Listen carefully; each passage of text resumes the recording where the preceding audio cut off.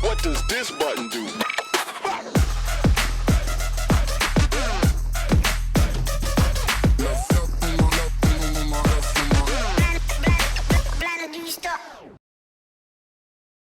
Galaxy Brain, activate!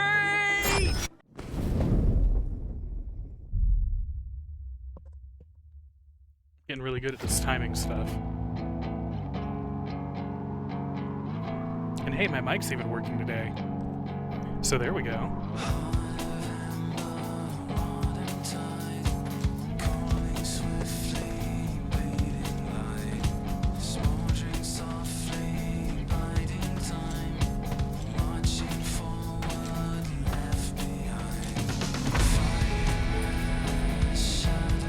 You do spy a poster, you do.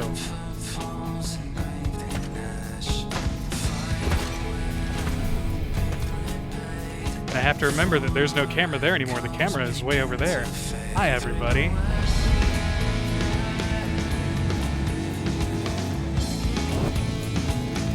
The final days were upon us. Yeah, we don't talk about my chin. The star had begun to fray. We don't talk about that. Rent by tooth and claw.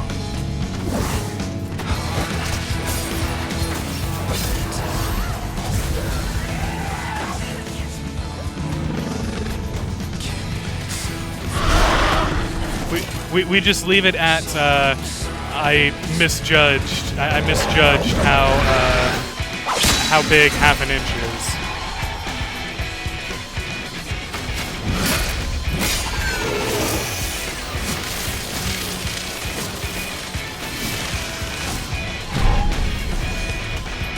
Alize, Are you all right? I can look after myself, you know. And I've had enough of this rabble. Come on!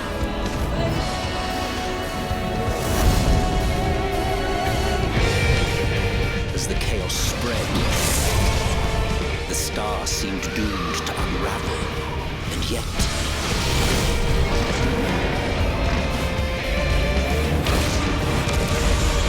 there were those who stood in defiance of that fate.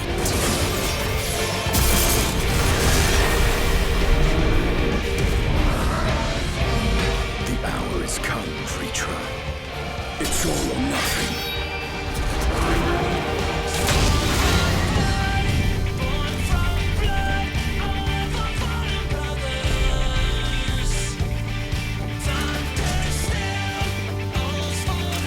So I just felt it was necessary to play the trailer again. I just, you got to get that hype. You got to get that hype, you know.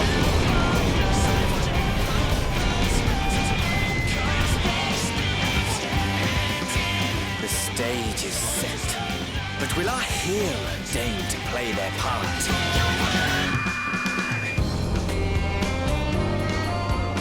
You took your time. 'Tis as we feared. The respite afforded this land was but fleeting. The end draweth nigh.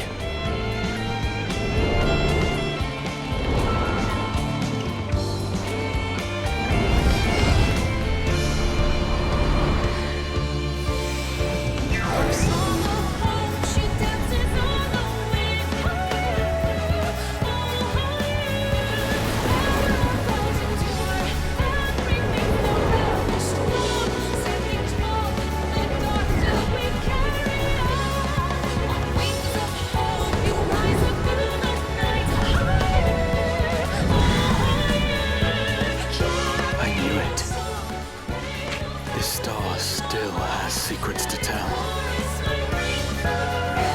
Take care, my friend.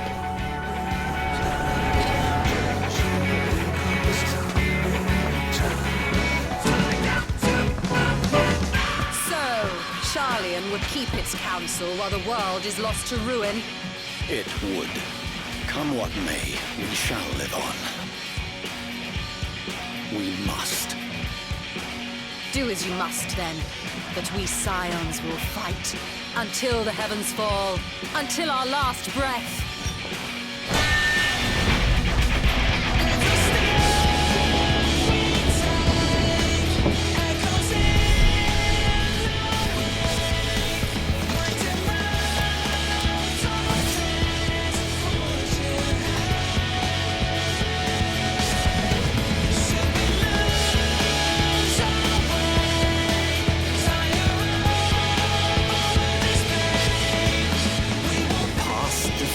edge of fate.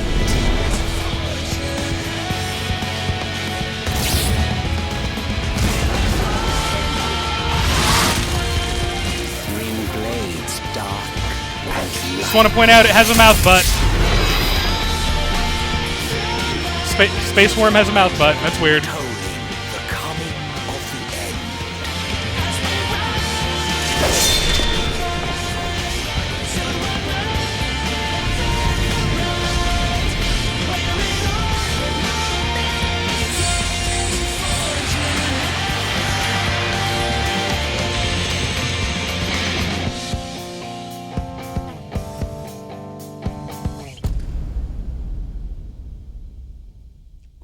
Love it so much.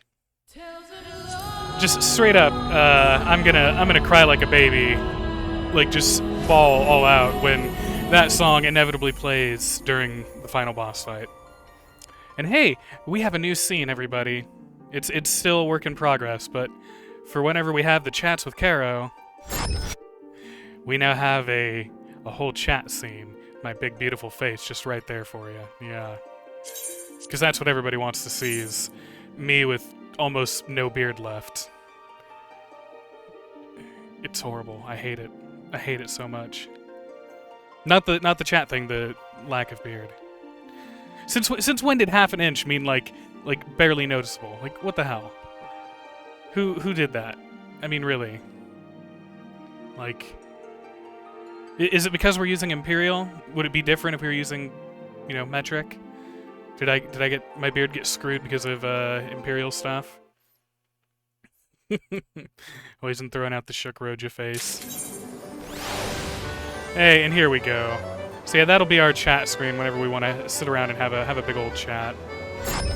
Oh, actually, hold on, we'll go back to that because Oizen spied a poster.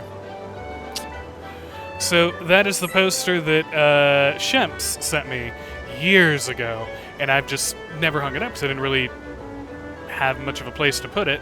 Didn't really think much of where I could put it or anything, and now, yeah, now we have it. Clippers don't observe empirical measurements. I think Clippers don't observe any measurements. I think they just make it all up. I'm positive they make it all up. Anyway, so hi, howdy, and welcome everybody. How y'all doing today?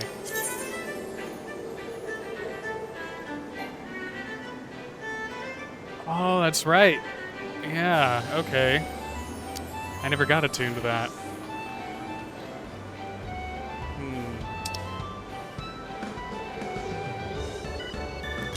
Yeah, I guess that's gonna be the nearest we can go.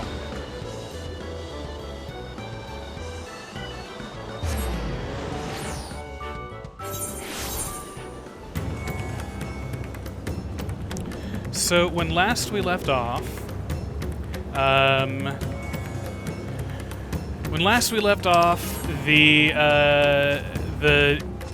complete and total drain of ether, like the literal disappearance of ether, was causing all sorts of crazy shit to happen here in Thavnair, up to and including people turning into abominations and then just evaporating. And yeah, we had to fight some of them and do some stuff there. So yeah, we're gonna see what's waiting for us here. Oh, I need to hide that. There we go. Yeah, as you can see, the world's going downhill fast. Meteors everywhere and bad stuff going on.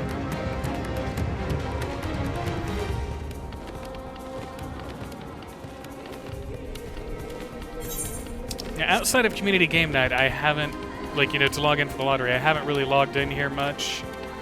Not that I'm, like, don't want to play the game or tired of the game, it's just, you know, been managing so many other things and then getting a little bit distracted. And, you know, like, I wanna, oh, thanks, Various, I didn't even think about that. And then, also, just because, you know, I want to share the story with you wonderful people. And I don't want to power level myself, like hardcore over level myself before I actually get to the official end game, only to find out that there's stuff that's in the end game that I could do with lower classes, you know?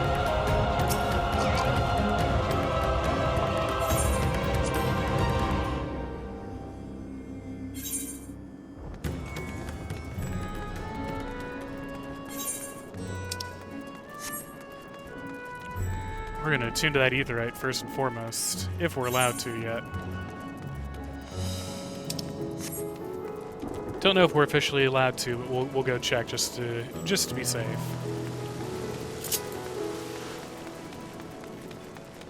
Wow, with this streaming setup, I'm gonna have to turn my TV. I'm looking at my own TV as if I was sitting on a couch, like the end of a couch, watching someone else play. Nope, okay. Didn't think so. Yeah, so how's everybody's day gone? Any fun news you want to share with the class? Any net positives happen around you? I guess the thing that was trending on Twitter about Foo Fighters pulling out of Spotify, that I don't know what started that, but it's a whole big false right now. Awan's burden is heavy indeed, yet he need not bear it alone. Forgive me, my friends, but I must return to Megaduda for the time being. There I can better manage this crisis and dispatch my troops as the situation demands. In that case, we shall carry out an investigation of our own here in the city. Mayhap the residents can tell us more about the first of the transformations and the conditions under which it occurred.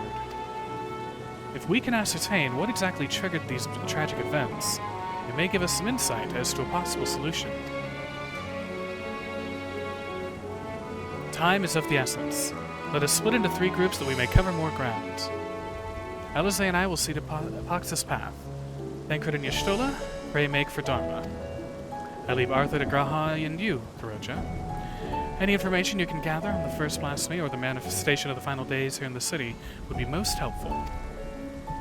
When we have completed our respective inquiries, let us reconvene in front of Megaduda, that we might share what we've learned with the satrap.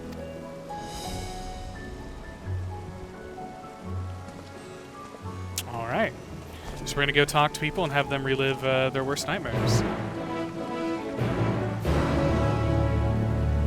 Not a lot to report on the day, but still a good day had. Lots of happy burbs in the backyard areas I've been cultivating to make burbs happy, so yay. Well, that's good. I'm glad your intent to build a burb army is slowly coming to fruition.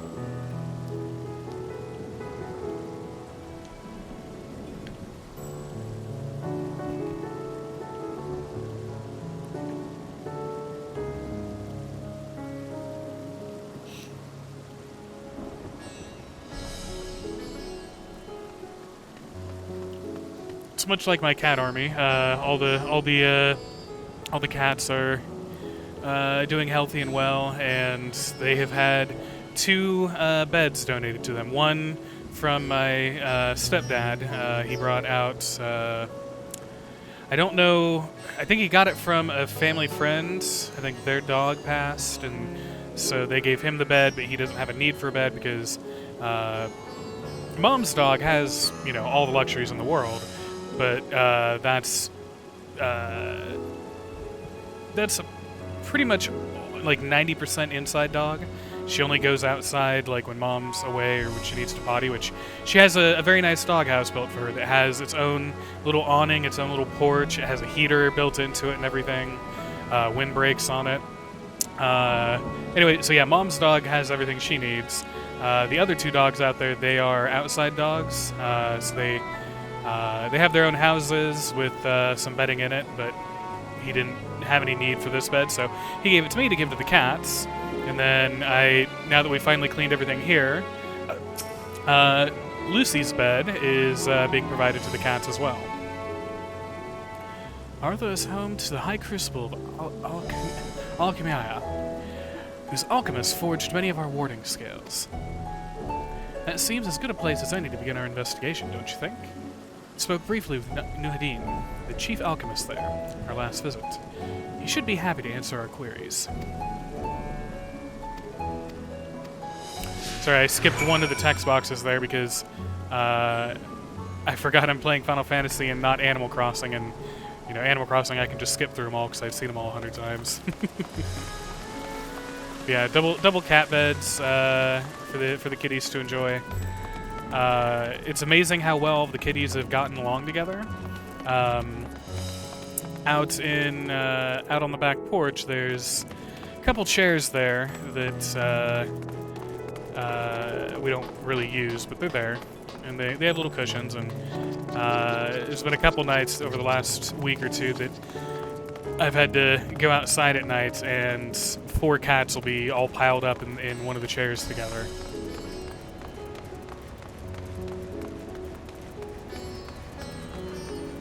So many pretty colors.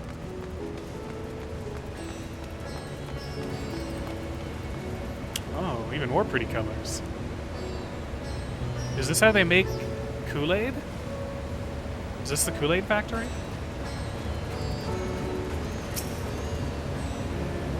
Ah, I remember those red eyes. You were with those scions who commissioned the scales from us, yes? Welcome you back to the High Crucible. What brings you here in these troubling times? We are assisting the satrap in investigating the crisis that plagues the city. Did you happen to catch sight of any of the creatures? I did. As I was going about my work, I was disturbed by crashing footsteps so powerful that the very ground shook. I rushed outside and could not believe what I beheld. The night sky was burning. Suddenly, I heard panicked screams coming from the direction of Balshan Bazaar. The next instant, a monstrous beast poked its head out from amidst the stalls. A handful of the radiant rushed to the scene, only to be sent sprawling as the fiend and its minions propelled themselves skyward. So the blasphemy came from the vicinity of the markets. This knowledge may prove useful. I thank you for sharing your tale. Well, I do believe we now know where we should inquire next. To the bazaar, then.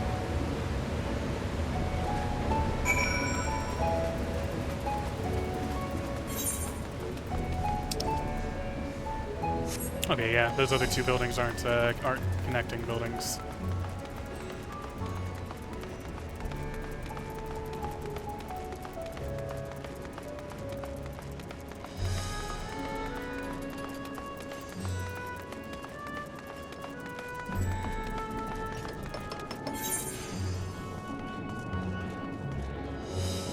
Oh, anywhere in here, okay.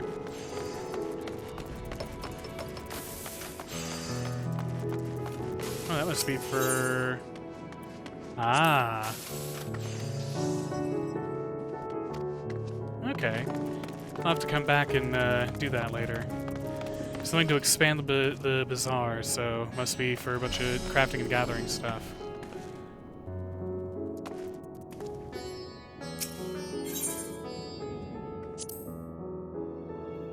So this is the Avenarian weave. I must say, it bears a resemblance to the traditional fabrics of Corvus. Small wonder, really, given that it's just across the water. Not that I am much of an expert on Corvusy culture, of course. I've not had the occasion to visit my ancestral home since coming to Charlian, and like as not, I will never reside there again. That said, in recent days, I've felt more acutely aware of my heritage, and grateful for it. It is thanks to my forebears that I inherited the Royal Eye, and with it, the wisdom of ancient Alec. And so, well, I simply hope that my countrymen are safe. And one day, when this calamity is but a memory, I would like to see Corvus again, if only once. Aww.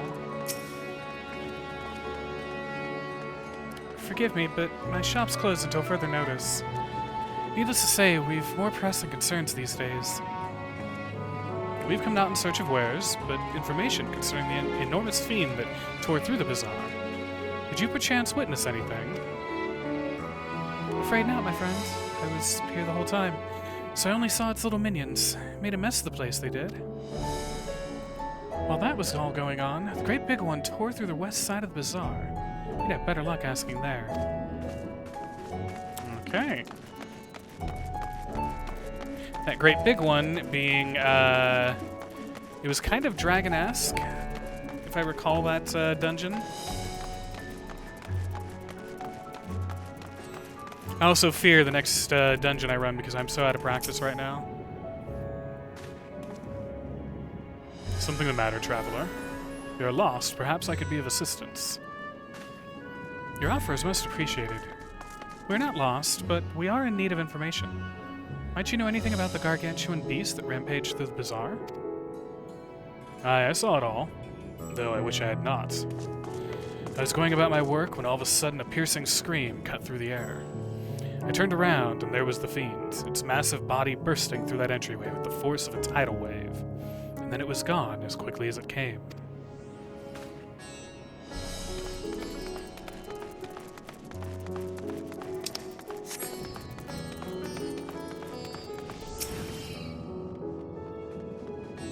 Sisters, have mercy! What is happening to the world? What am I to do? Is nowhere safe? Settle down, friends. The danger is past, at least for now. If it's not too painful to remember, could you tell us what you saw? First, I heard screams, then a horde of ravening beasts came charging toward us. One of them was huge, bigger than a merid, throwing people about like rag dolls. It was eating them. I hid under the counter, saw others do the same. But the shrieking and wailing kept getting louder, more voices in the throng. Beasts or victims, I couldn't tell. I knew not what was happening. I still don't. That is enough, my good man. You were brave to share with us your tale. Many of your fellow merchants are safe. The High Crucible, too, has survived, mostly unscathed. Pray stay close to your friends and loved ones, and rest your body and mind while you are able. I suspect that is the most we can expect the people here to tell us. I think it best we find a place outside the bazaar where we might rest and review our findings. Look at all these other people, though, that are running around with all this, end of the world going on, and they're running around in yellow trench coats. Oh, wait, I'm going the wrong direction. Oh, okay. Back through the bazaar.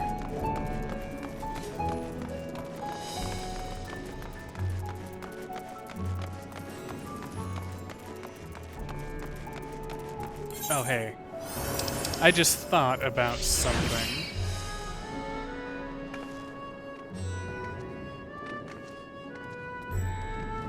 Okay.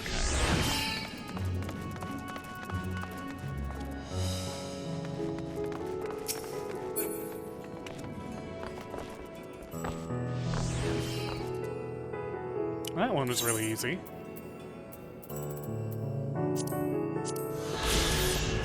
Woo! Sightseeing log. Still have so much of the sightseeing log to complete through the earlier expansions in the base game and everything. That's going to be my true ultimate end game there. When I have literally nothing else to do in the game but go and see places. Judging by their accounts, the transformation had already occurred by the time the beast reached the bazaar. It tore through the west side of the bazaar and headed towards the Aetherite Plaza. In other words, the blasphemy may have first appeared in this vicinity. That being the case, the people in that Mayhain can surely tell us more. I don't know what a Mayhain is.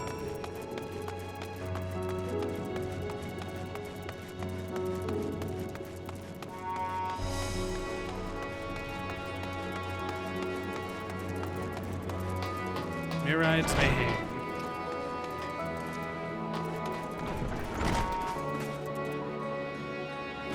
Oh, another easy lookout spot.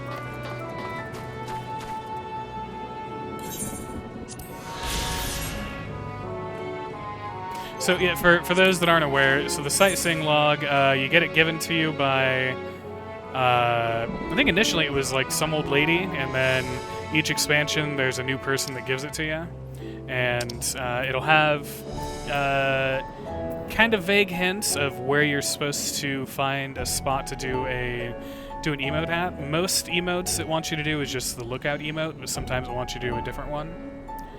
And yeah, every time you find one, you get some XP, and you get a little bit of I don't know if you'd say story, but you get a little bit of like background on whatever area you were at, I guess.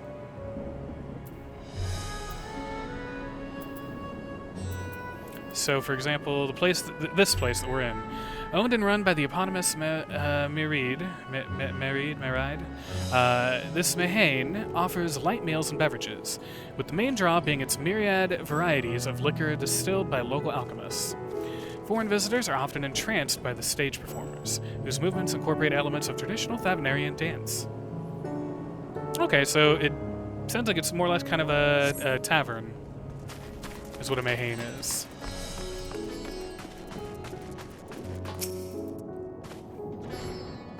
Even after repairing all that damage, it'll take a while for business to pick up again. You mean the blasphemy? That's what the Radiants have been calling it, anyway. I saw it too. We all did. I was standing here at the counter as Mayreed poured me a drink, when suddenly there came this dreadful sound, like a pained and angry groan. It was unlike anything I've ever heard. I turned around in shock, and from an ominous cloud of black mist rose the creature, enormous and ghastly to behold. As to what happened next, to recall it sent shivers up my spine. By some stroke of fortune, I was able to slip outside before the beast got its claws on me. But the sight that greeted me offered no solace. The blue sky above turned red as blood. Meride, myself, and the others clung to each other for dear life until the radiant host came to our aid. Wait, did I hear you correctly? The beast manifested before the sky began to burn. I'm certain of it. The windows here offer a clear view of the sky, and I saw nothing out of the ordinary until the beast appeared and began to rage.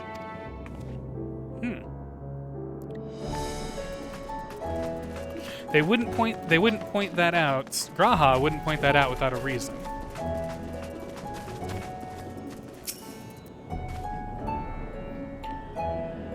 Going after that enormous beast, are you?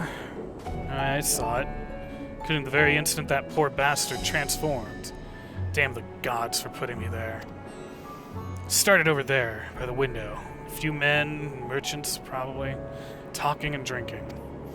Conversation must have taken a turn for the worse. Next thing I know, their leader, I suppose he was, buries his head in his hands, and black mist was swirling about him.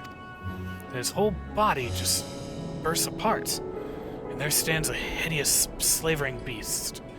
Massive and foul, all gaping maws and bulging eyes. His friends start shrieking, then the black mist comes again, until the change takes them too. The stuff of nightmares, I tell you. Nightmarish indeed. Incidentally, do you perchance know who those merchants were? No, I'm a decorator by trade. Not much cause to mingle with their sorts. Saw Milil, the barmaid, chatting with them, though.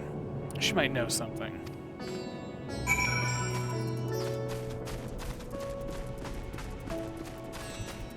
Let me guess, 65? Sorry, 85. Wow. Has been a while since I played, isn't it? Okay, so that means... Cause I'm pretty sure only 85 is... Oh, no. We have an Astro that's 85, but we'll do Black Mage just because want to make sure we always have one class to level for the content. Because I'm betting most likely the next dungeon, following the pattern that they've been doing for quite a long time. Not all the way back in Rome Reborn, but definitely after Rome Reborn. The pattern they've been following is it's a dungeon every 2 levels, so next one should be 87. So we get the Black Mage up to 87, and then we can give any other story XP to, I think what, the Astro? Yeah, give it to the Astro.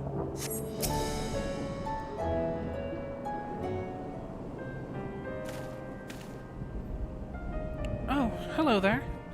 Welcome to my ride's Mahane. What can we get you? We've come not for libations, but rather for information. You are Milil, yes? We are investigating the so-called blasphemy on the satrap's behalf. We hear it was one of your customers, a merchant, that first underwent the transformation. What can you tell us about him? He was something of a regular here, especially of late. Khazal was his name. He ran his own consortium and dealing primarily in the exports of Thavnarian specialties. It's through him that we met Matsia. Yep. Yes, the names ring a bell. Didn't you meet them both on your first trip to Thavnair? If I recall correctly, Khazal ran a trading operation in Yedlamad, and it was there that you made Matsia's acquaintance.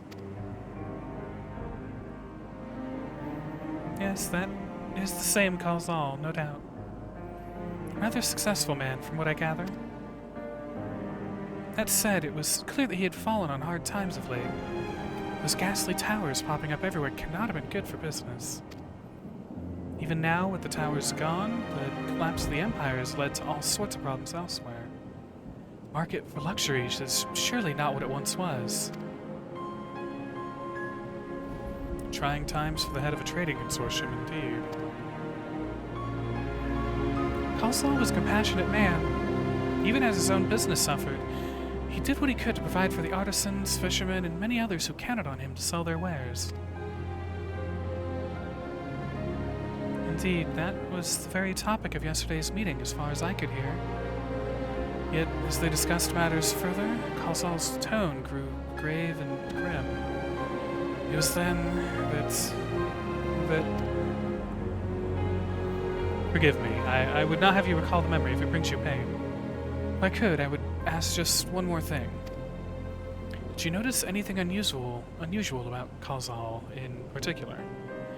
Please, anything at all. Sorry, nothing springs to mind. Perhaps someone else can help you. Khazal lived for his work and had no family that I know of. His employees and associates knew him best, but they too are lost to us. Still, perhaps his neighbors know something I do not. I can direct you to them if you believe it would help. What do you say?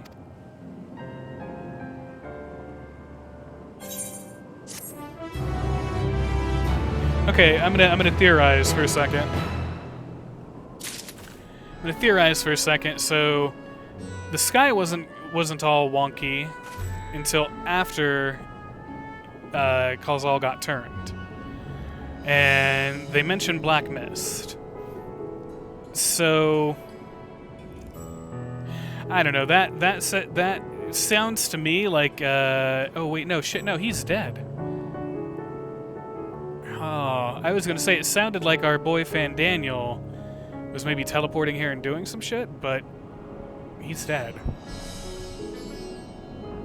And I don't believe, or I haven't seen it yet, but I don't think that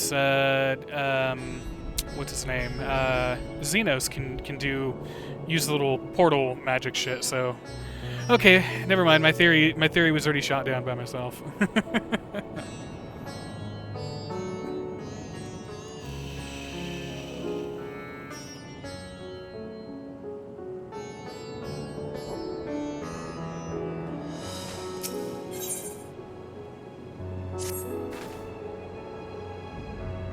Khazal made his home in Kama, a nearby residential area. From what I gather, Khazal lived there since childhood and was known throughout the neighborhood.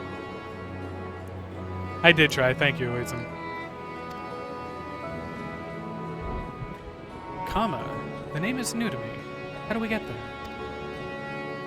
I'll write down some directions. I cannot promise that you will find what you seek there, but if nothing else, it is a start. Come, let's see where this lead takes us.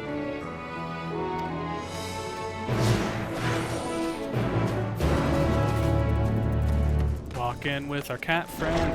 Do.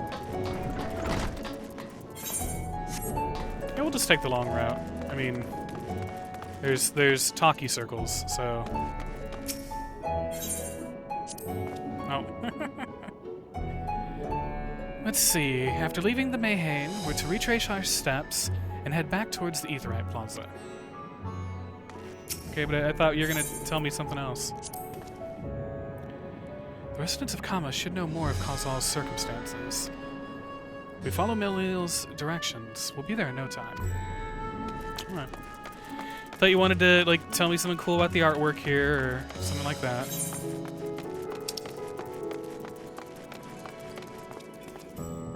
Ah.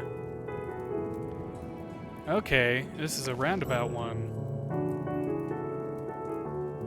So what we're gonna do is we're gonna head this way, and then when we come out of here, we're going to take a right, and then we're going to have to circle around to get to a upper level, it seems.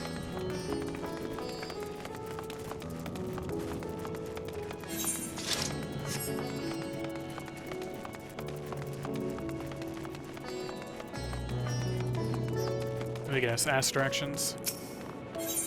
Yeah, I'm good. I got this.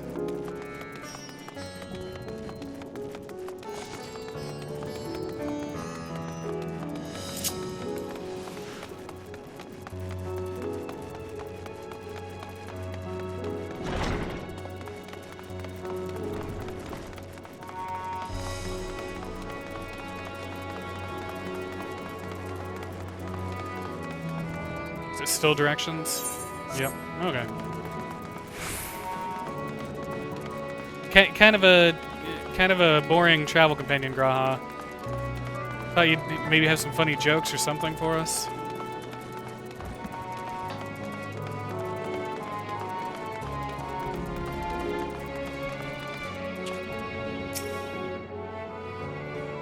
And this must be Kama. We've arrived at last. Let us begin questioning the residents without delay. No doubt someone here can tell us about Kozal. Given recent events, I imagine many are taking shelter indoors. Okay, so let's invade people's houses during an apocalypse.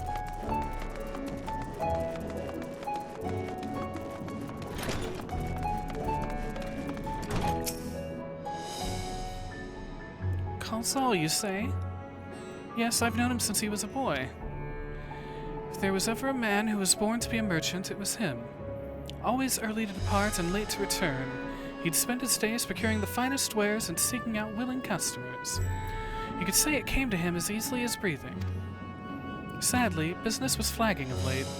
No surprise, really, what with how dangerous travel has become. He was cooped up in his house from dawn till dusk the other day, no doubt racking his brain for a way to turn his fortunes around. Then, at night, I heard the door open.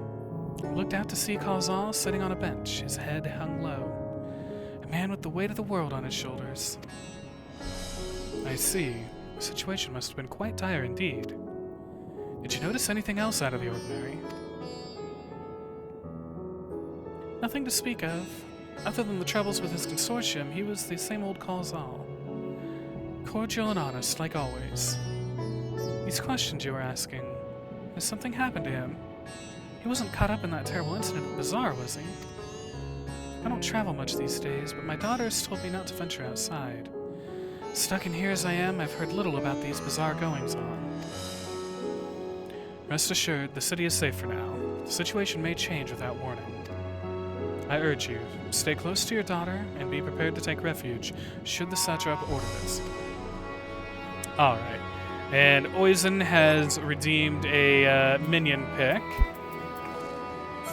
And wants the axolotl. Where's the axolotl?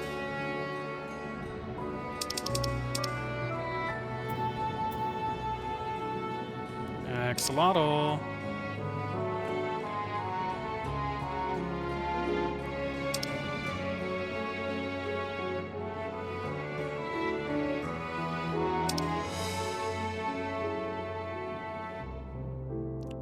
Oh, there it is. Hey, there we go. The axolotl effed.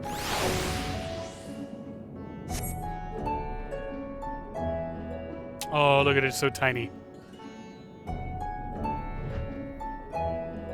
Look at the tiny boy.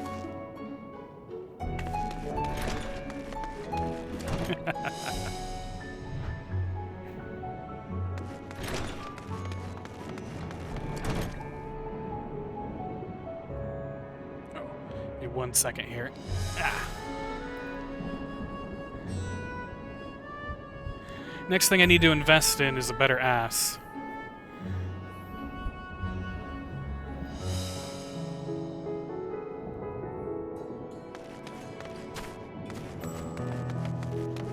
Don't, Graha, don't you dare step on the axolotl. Hey, you just stand right there. Just stay standing. Surprised it doesn't float. They are swimmers, so that just made sense to me what they do. Alright, well, it kind of looks like it's... Yeah, it is floating. It's just floating very, very low to the ground.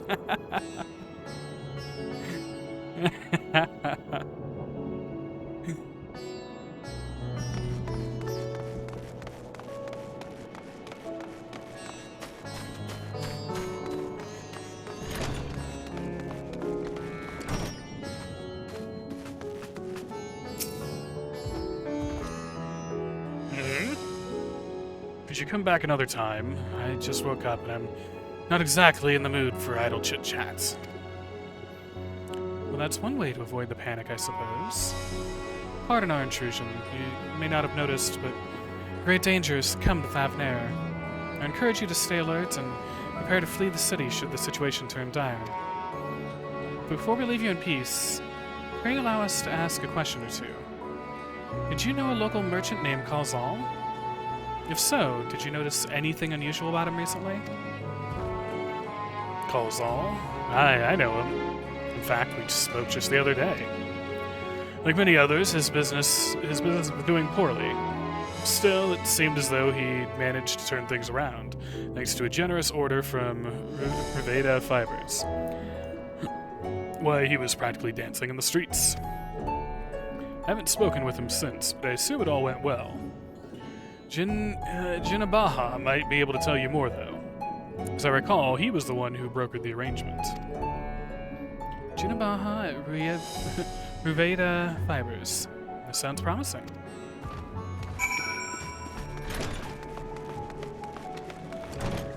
They really want us to get to know Thavnair intimately. Because any other place, I would have just teleported back to the main Aetheryte. But, oh wait, hold on. If I had tuned this... I may not have attuned to this, actually. Because I don't know if we've ever been this far. Okay. So that's why they want us to get to know it intimately.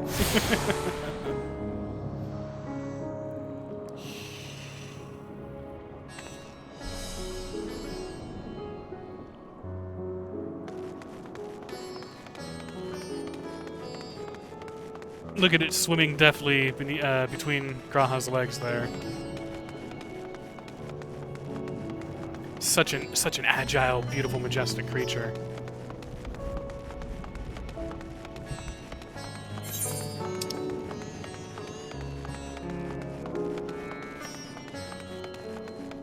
Ooh.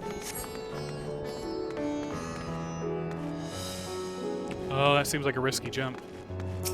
Oh, no, that's not the jump button. Okay. Ha, there we go.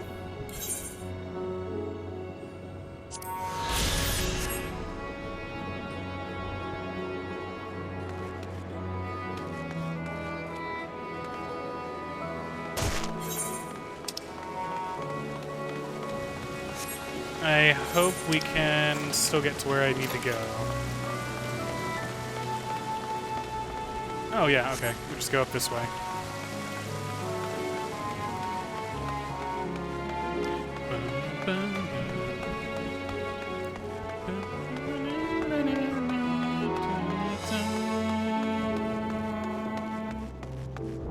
Oh yeah, I forgot to ask. So, I tested earlier, and at least when I did a recording through OBS, my mouth and the sound were in sync. Is that still happening? Are we still in sync here, or am I still moving my mouth like 10 seconds before I'm talking?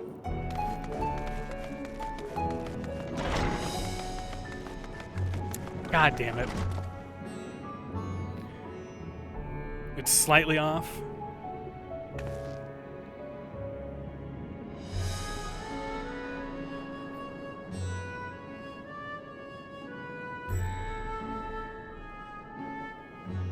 A quarter to a half second, you say?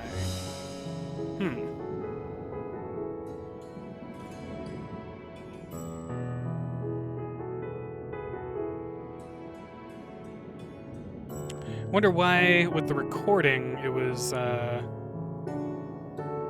fine. I can see the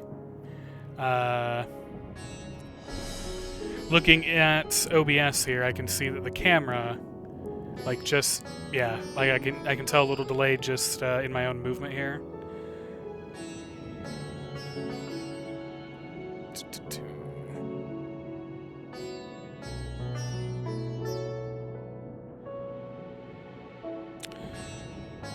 Well, that and since this is a camera running through USB, I know that always has a little bit of issue to it.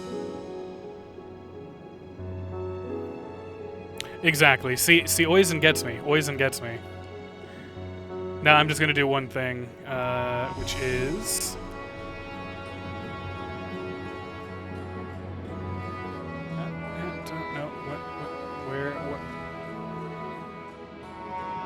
There you are. And wait, did I? Okay, no, yeah, it's still on. Okay. I think we need advanced audio properties.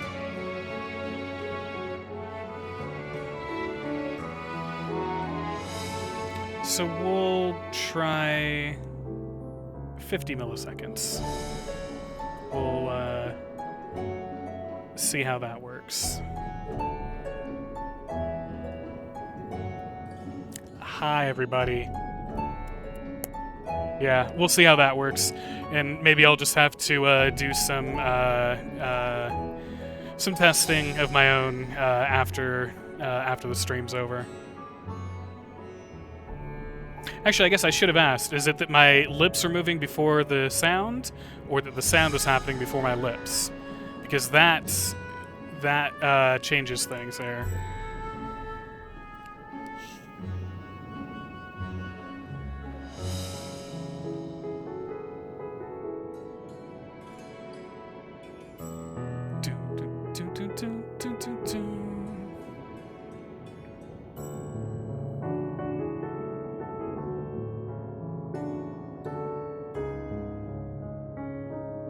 The sound is behind, so my lips move and then the sound comes after, is what you're saying?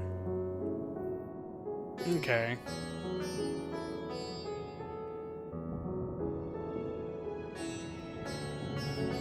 Yeah, I'll have to see what I can do to fix that later. Because I don't know of any filters that allow me to delay the video. Oh no, there is a render delay. Yeah, we'll figure that out. Well, for the time being, you all will just have to put up with it, and by you all, I mean I'll have to keep it out of my mind and not try to spend the next 2 hours of stream fixing it.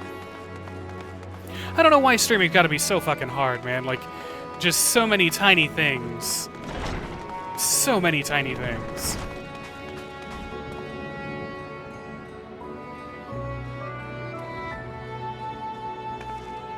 It was the sound first, lip movement afterwards. Ah, okay.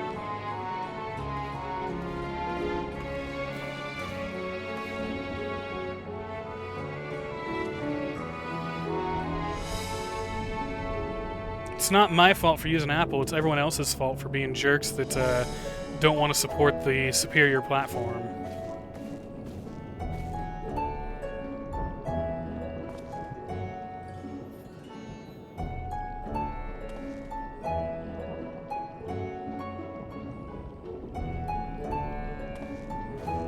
I know that Shemps,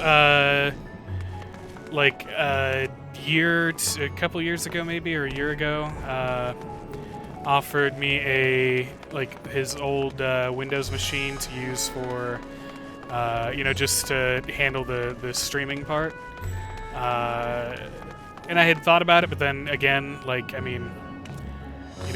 half of my problems are just how small my room is, and I couldn't fit a computer and an extra computer in here, especially not a tower computer.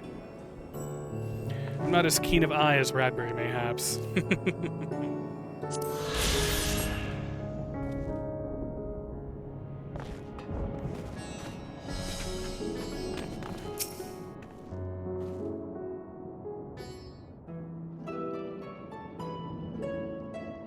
And hurry, I say! There's no time to waste! Oh, are these, like, Shinobi of Thavner? No, because then Bradbury, if you lie and say nothing's wrong and then I notice it later, I'm only going to be more frustrated that I couldn't notice it was there. Because if for example, the audio issue, the fact that nobody told me that there was weird crunching happening at high levels for the whole length of time that I was streaming using that mix amp, I silently judged every one of you that you all want me to fail. I know it. I know you want me to fail. I know it. Can't lie to me.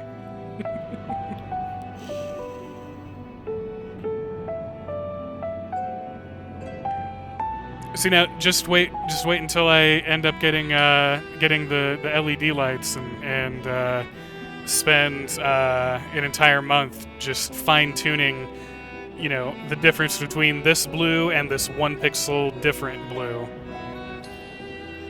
Pardon me, but you are in charge of buying and selling here, yes? We have a few questions we'd like to. I'm sorry, but I simply don't have time to chat. If you haven't noticed, we have our hands full at the moment. We must carry all our wares and equipment to safety before those accursed beasts return.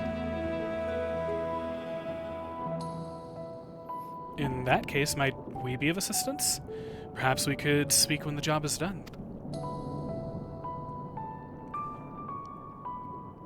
Very well. You can start by helping us move. Our equipment. Ask the others what to put where.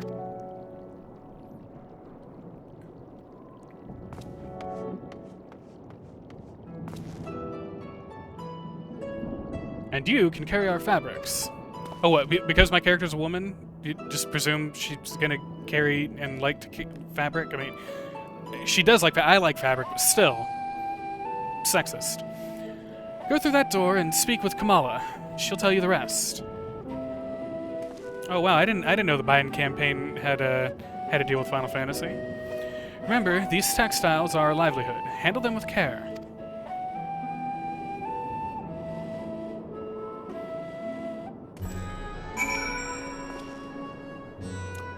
Redberry says, that's probably because no one heard it as an issue. I think we let you know when things that are detrimental to impact your stream, like when you're muted during your time to shine as a voice actor. Let me know when they arrive so I can head to the land of no internet for a few weeks. I'm hanging out chill times, not judging, see?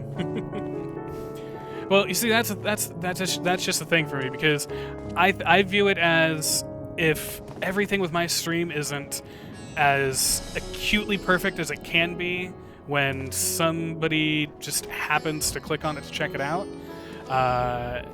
They're gonna hear that crunch on the high tone and be like, wow, this guy's shit, fuck this, and turn away. Or wow, he said Baba Booey, but the Baba happened while his mouth was making the Booey noise, and they're gonna turn away. Like, that's just how it is to me. That first impressions part, I mean, that's why I went so long without even, that's why I abandoned having a camera on stream to begin for quite a while there, because, I know this isn't exactly driving new customers, especially when it has only a half-inch fucking beard on it. This is not a half-inch. This is not, that computer, that's 16 inches, like, diagonal. There's no way that that is like, yeah, no. I got boned, is what I got. This area is for employees only. Out! Out!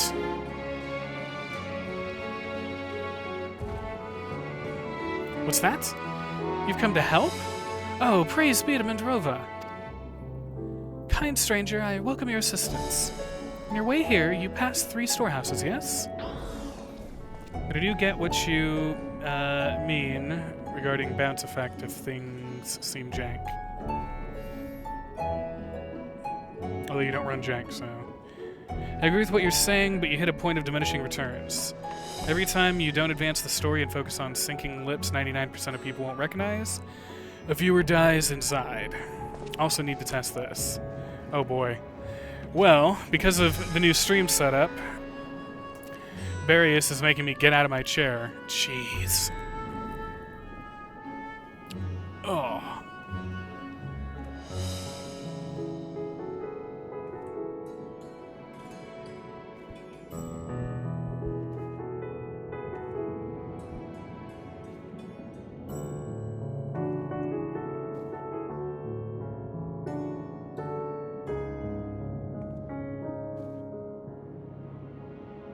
So Barius wants a spin.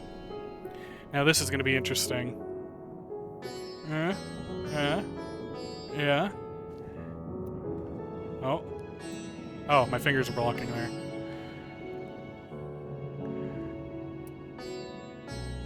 What did we land on? We landed on habanero.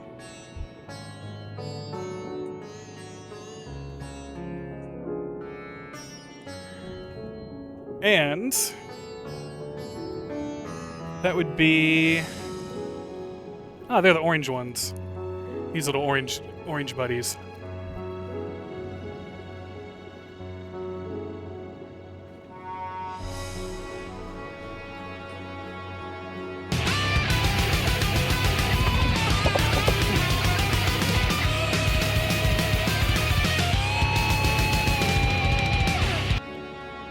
Okay, yeah, it's spicy. Ho ho. Ho ho. Ho.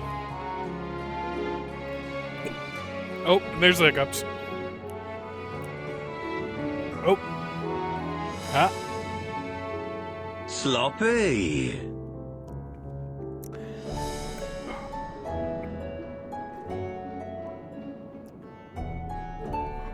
Were you trying to test the reds of the camera sensor?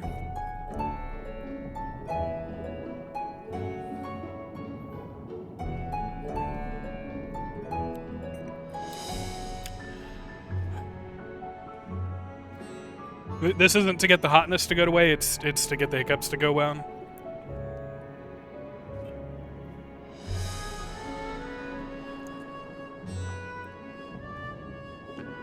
Whew.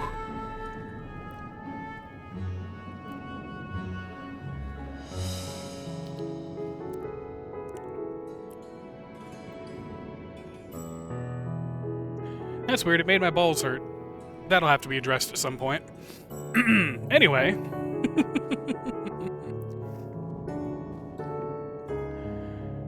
Kind stranger, I welcome your assistance. On your way here, you passed 3 storehouses, yes?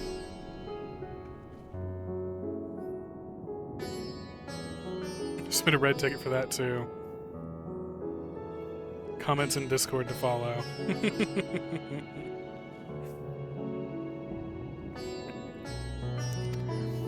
I'd like you to carry that small crate to Naberfall, by the storehouse near the hatchery. The crate of clothing is for Manhuna. And that massive crate there goes to Zamira by the middle storehouse. Watch your back with that one. Those are all the crates we have ready. Once they've been delivered, consider your work here complete. Oh boy.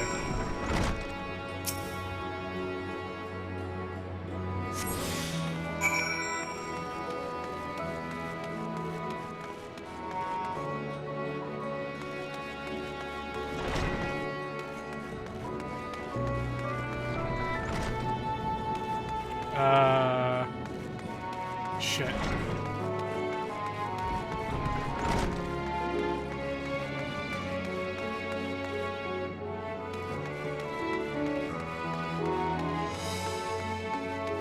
I didn't pay enough attention to where she told me to go for each of these.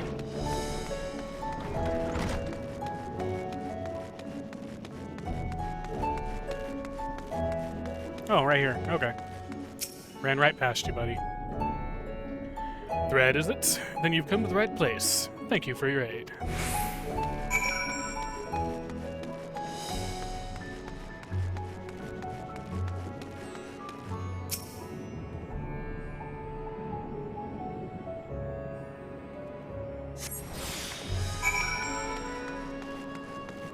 No, Manua. Okay. If you have any crates of finished products such as carpets, clothing, and the like, pray bring them here to our primary storehouse. Crate full of clothing, is it? I can take that off your hands. Many thanks for the delivery. Oh, what did Barius title this? Oh. We need your beams that hurt your other beams. Yeah, I went through, last night after stream, I went through all of the clips of my channel and deleted, like, there was a bunch of them that were just, I don't know if I had just pressed the button on accident or pressed it to see what it did, but there was a bunch of them from, like, way back when that were just clips of nothing in particular, so I got rid of those.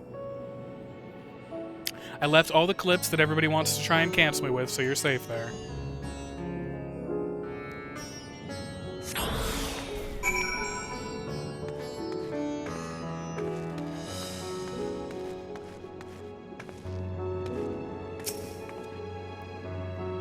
I say, you're quite the brawny one, aren't you? A good thing that. Never know when you'll need to defend yourself in these unpredictable times. Crate full of fabrics, is it? Exactly what I was hoping to receive. Here, let me put that away for you. Okay, why couldn't Zemira have picked that up herself? Like, literally, you're like 10 feet away.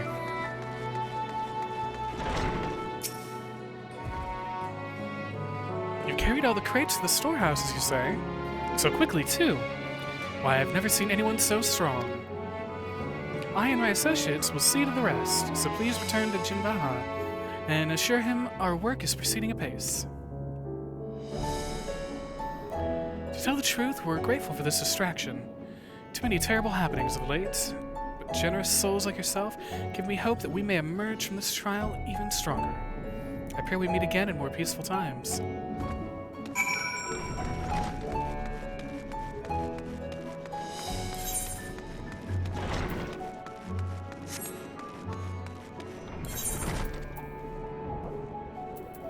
I have a lot of shit that can be gotten rid of.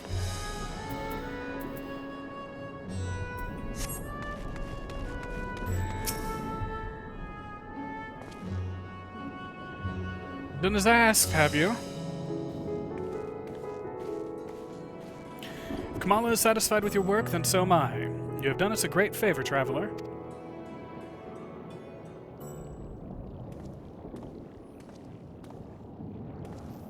I, too, have delivered the instruments and apparatus entrusted to me. You both have my thanks. With our wares safely stored away, we'll not lose any more to those fiends.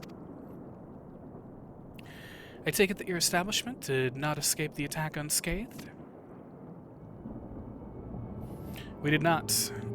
Thankfully, most of our workers had already left for the day. But those of us still here saw it all. We looked to the burning skies in confusion, and then, before we could even begin to make sense of it, a hideous creature burst through the doors, shrieking. We ran for our lives, but one of my colleagues was not so fortunate. He cried out, a scream of such agony and such terror. In the next instant, he too sprouted fearsome claws. The sight of it caused another fellow to panic, and then he, too, transformed.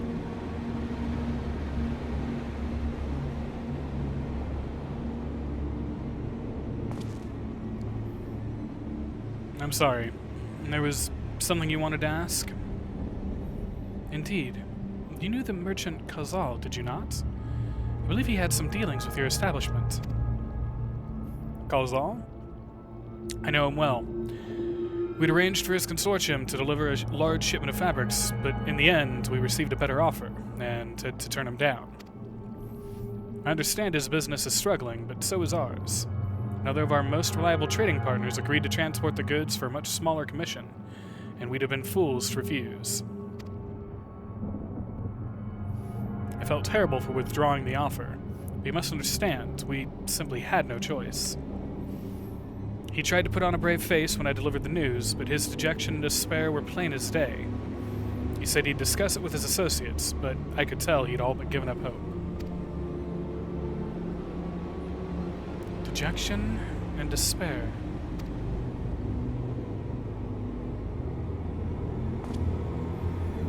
You remember what we saw in Vanaspati, yes?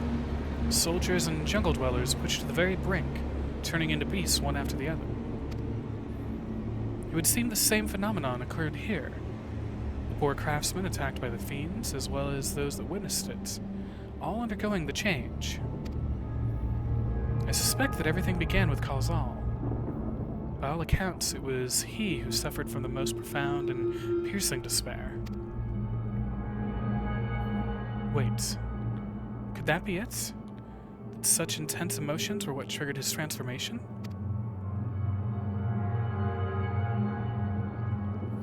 Much remains unclear, but I believe we are drawing close to an answer. At any rate, we must discuss our findings with the others.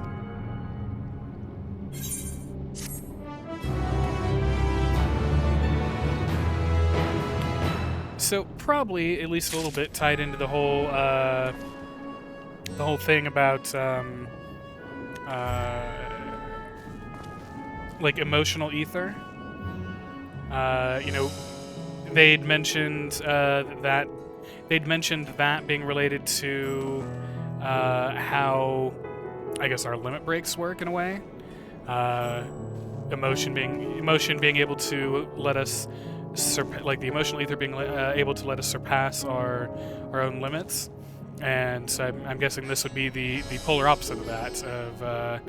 Rather than surpassing your limits in like a fight to save the world, you're basically becoming a ghoul made of despair and sadness. Which we know that the light is the representation of stagnation, and so that's got to tie into it somehow. So just give me 1 second. I am updating Twitter real quick.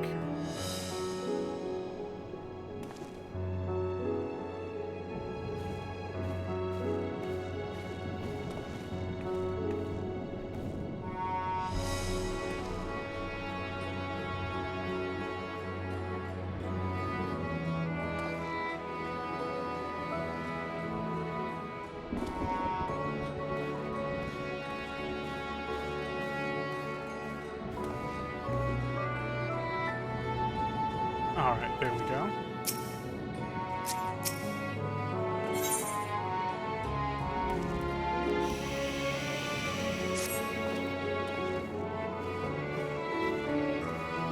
We were to reconvene with the others in front of Megaduda, were we not? That should be just outside. With any luck, they will have already returned from their own investigations. My friends, we must take our leave. I pray that your establishment is spared any further tragedy. But remember, your lives are far more precious than any wares. If you're ordered to flee, do so without hesitation. Indeed, I thank you for your concern and pray you two take care as well.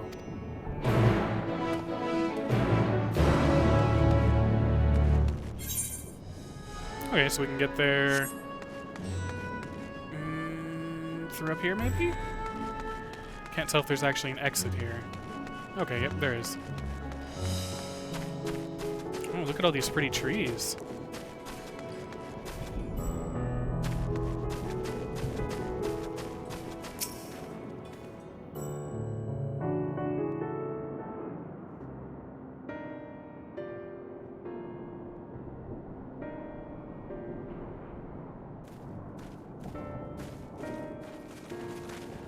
There you are. You've spoken with the survivors. Indeed. We thought to share what we have gleaned, that we might together gain a greater understanding of present circumstances.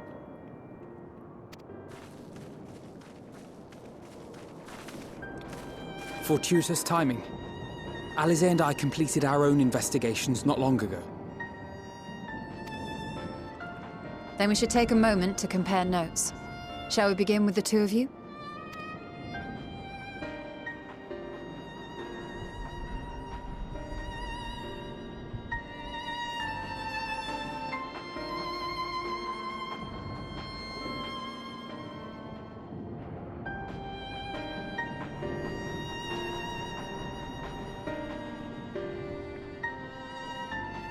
So the merchant Karzal was gravely concerned about his business in the days preceding his untimely end. Hi, Parchment. You better not be dissing on Ystola's attire there.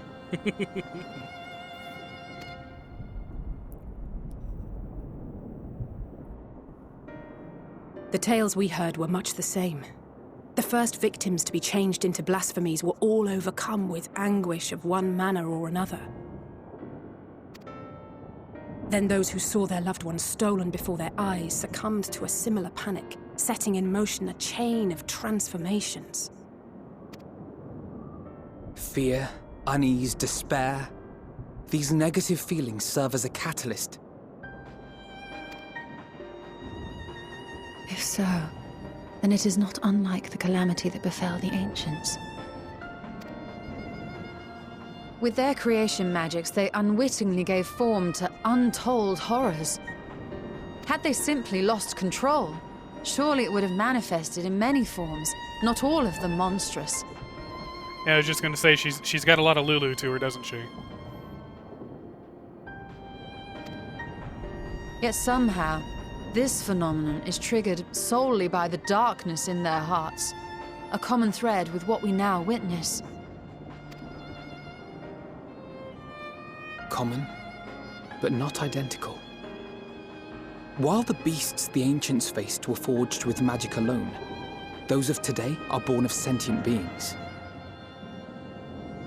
No, they're not heartless in Final Fantasy XIV now, no. Why remains to be seen. But there is one fundamental difference between us and our predecessors. Our souls are sundered, whereas theirs were not. Perhaps that single variable makes all the difference.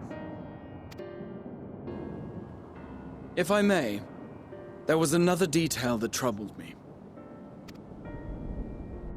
We have it on good authority that Karzal's transformation took place before the skies began to burn. What? If that's true, then the situation's more dire than we realized. It means even if there's no ominous sign presaging the final days, anyone, anywhere, has the potential to become a beast. Even in lands we thought safe, even as we speak.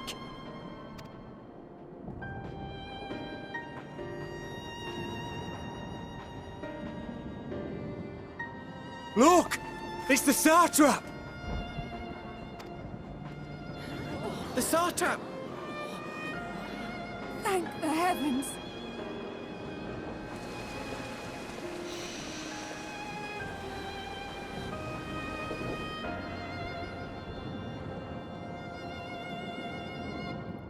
My countrymen, I am relieved and heartened to see you strong and safe. While the danger has not yet passed, far from it, allow me to assure you that the beasts that raged within the city walls have been exterminated to the last. Outside this sanctuary, the brave men and women of the Radiant Host and our dragon ally continue to battle our unholy foes. I pray these tidings put your minds at ease and help you calm your hearts. Have faith that we shall soon conquer this terrible trial. Your Excellency, Is there any word from Palaka's stand? My grandson was bound for there yesterday, and I worry for his life. We are still awaiting a report, but I promise you, as soon as I have aught to share... Oh no. Your Excellency, I bring grave news. You are? I'm Matya of Akyali, a humble fisherman. Ah, I remember you from our first visit. Wait, you're... But no, that can wait. When the skies turned red, I set off for Palaka's stand, fearing for the safety of a friend. But as I drew near the village, I saw dreadful beasts all about. No! Gods have mercy! Your Excellency! Save my grandson, I beg of you! We will spare no effort to save all we can, but you must remain calm. Calm? You tell me to be calm? You saw those beasts? They tore our bravest warriors limb from limb! What if we are too late, huh? They catch him, sink their fangs into him? Oh no. The fangs! The screams! Get away from her, now!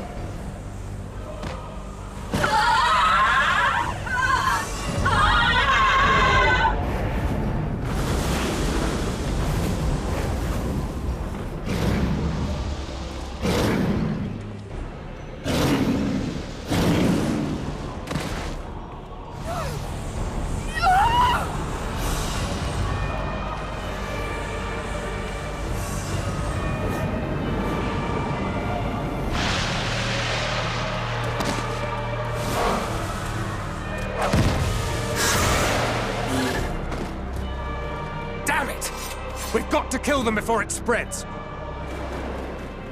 We'll handle this. See the townspeople to safety.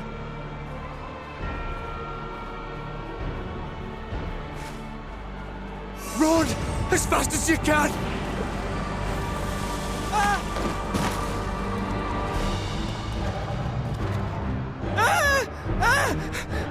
No!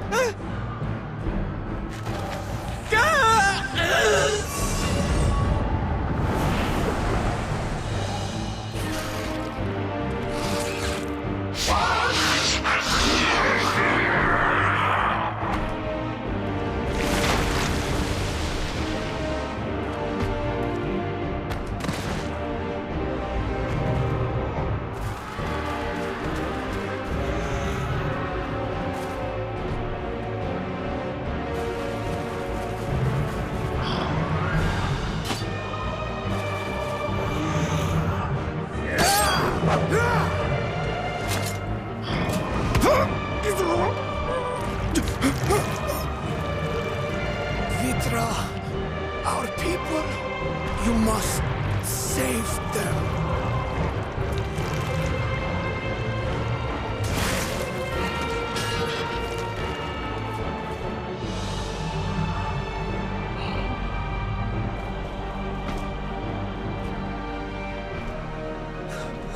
My son.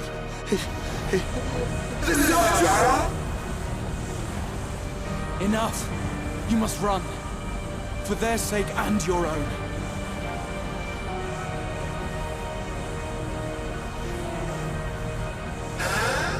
Yes, you will survive. You must.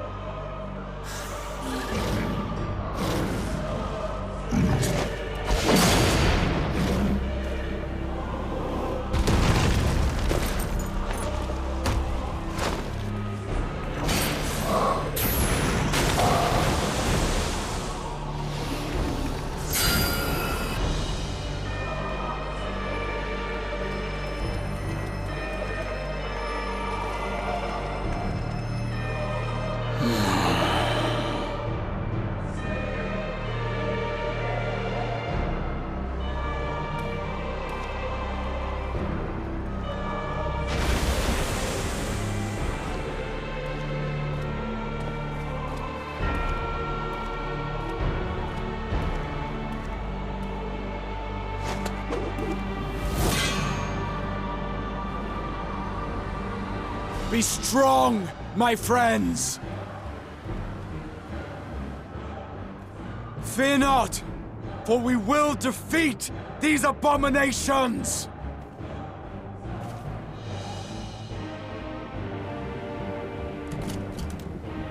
Brave men and women of the Radiant Host, lend your Stola and Thancred your aid. Let not a single beast escape. The rest of you, flee this place. Carry the wounded if you must. Head indoors or underground. Above all, stay calm. No beast will follow you. We will see to that.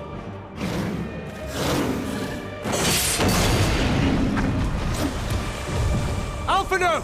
Alize! Leave the city to us, and make for Palaka's stand at once! Matya, show my friends to the village! I promise you, they're more capable than the host's finest! Right! Go with them, will you? We will save these people, as many as we can.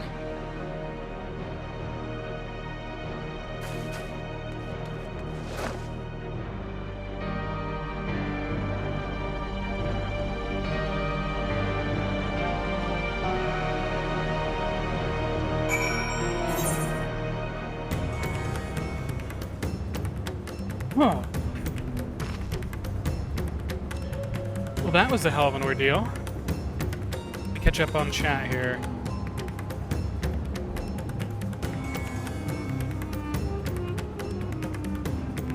Yeah, Parchment, as far as we know so far with the beasties, because of the fact that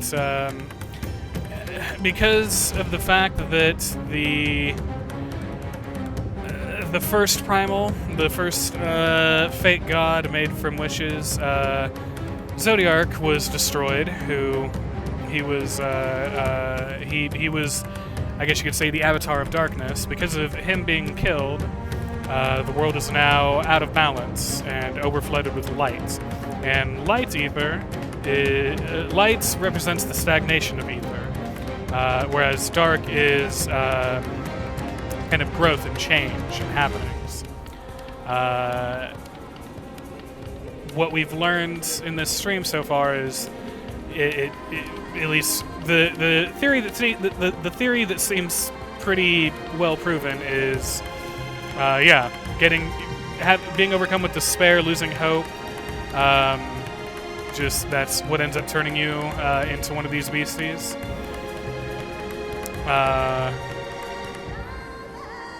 Apparently, I mean, it seems like Graha has found that, I guess, speaking to people or giving them direction or in some way inspiring hope in them is enough to halt it. But highly doubting there's going to be any way to reverse it.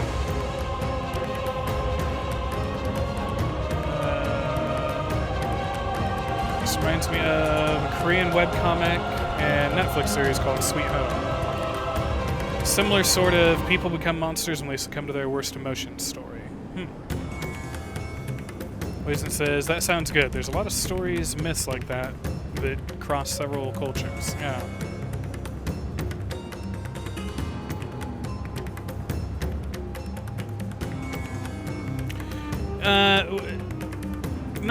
I mean, it's possible, but not.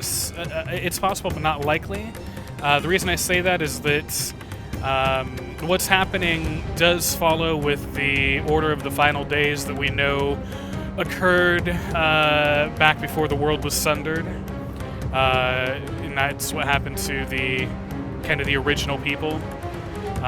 Was the final days followed this similar path: the beasts appearing, the meteors raining from the sky, everything like that. Now this whole final days has been somewhat engineered. I mean, by killing Zodiark, Xenos and Fandaniel were able to, like I said, throw everything out of balance and basically force a final days. But there's another key component that we don't really know.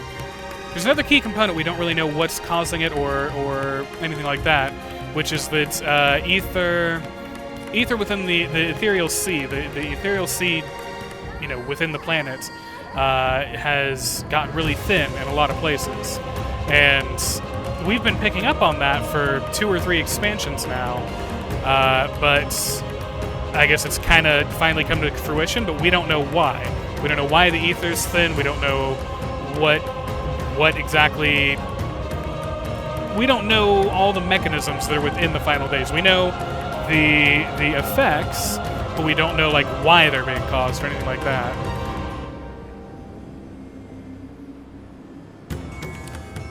I don't know about 11. But within this, the original people, which you know, we've referred to them as Ascians throughout much of the game, but I think they had a different name way back then. Basically, the final days were upon them. The same things were happening. Ether was thin everywhere, so they sacrificed half of their population to try and make Zodiark and try and stop it. But then others ended up sacrificing themselves to make Hydaelyn as a counter to Zodiark because they felt Zodiark was too strong. And Zodiark had been locked up on the moon for, you know, centuries. Hydaelyn had manufactured his prison, but Hydaelyn has been getting weaker and weaker as time has gone on. And yeah, basically when all that happened together, the final days, if I'm remembering correctly, the final days ended up not getting stopped. Or, no, they got stopped, but I think what stopped it was Hydaelyn sundering the world into our world and 13 reflections, of which we've been to 1 reflection, and we know some of those reflections have been destroyed entirely and are nothing but voids now, which that destruction was done by the Ascians, who wanted to destroy all the reflections so that all of them would recombine into a single world and they could get their original world back. We must save Palaka's stand. Whatever it takes. Matsuya, it pains me to put you into harm's way, but I would ask your aid as well. Of course. Palaka's stand is not far, just down that hill. But as I told His Excellency before, the path was blocked by terrible creatures. I had no choice but to turn back. In that case, this is what we shall do. Kroja, I ask that you take the lead and dispatch any beasts you encounter. Alise and I will keep Matsuya hidden amongst the trees and follow when the path is clear. There's no telling what dangers await us. Keep your eyes peeled. Don't worry, we'll be good. We've got our axolotl friend and our chocobo.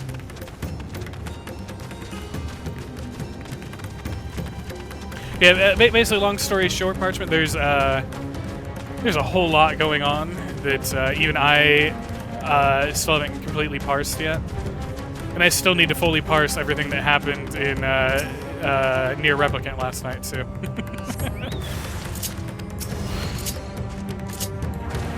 Oh no, that's not... Yeah, there's my lightning.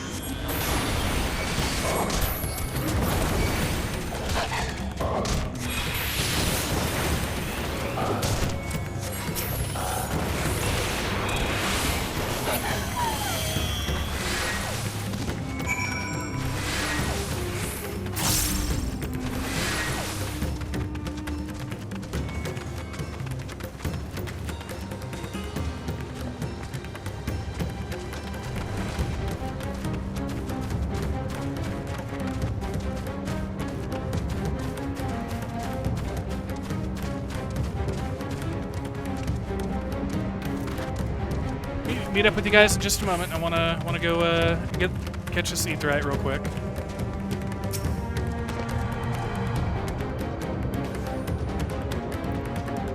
Doink. There we go.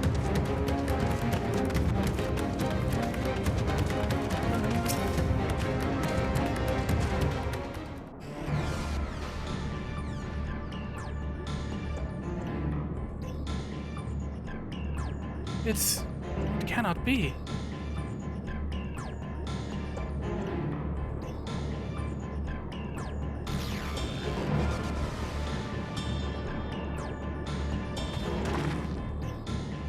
We must steal those we can, and quickly. I see no beast, but stay on your guard.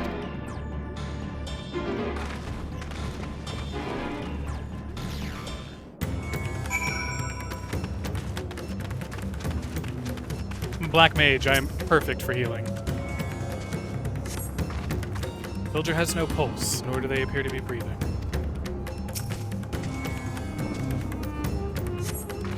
The cooling body has already begun to stiffen. The massive wounds suggest the villager was gored by a terrible beast.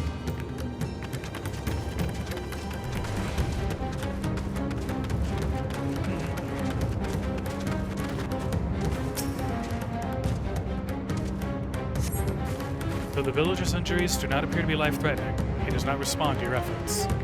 His breathing grows more ragged and shallow, and his vacant eyes are those of a man who has lost the will to live. Even if I wake, the nightmare goes on.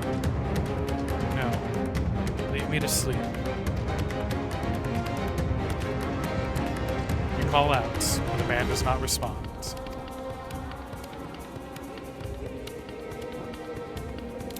I'm watching and playing a walking sim game in which you explore the compound of a premillennial dispensational cult, and the soundtrack of Final Fantasy XIV is definitely changing the tone of the game. I would imagine so, yeah.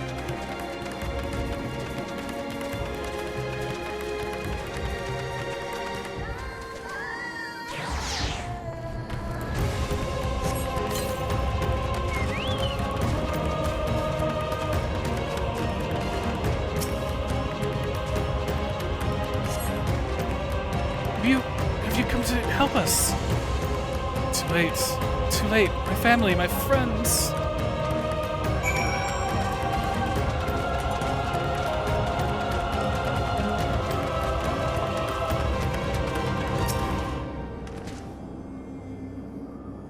Are these the only villagers who survived? I can only hope others managed to flee. But if the rest have been turned to beasts, I have 12. Let us do what we can to see that the damage spreads no further. No matter what comes, we must keep our spirits high, lest we ourselves suffer a similar fate.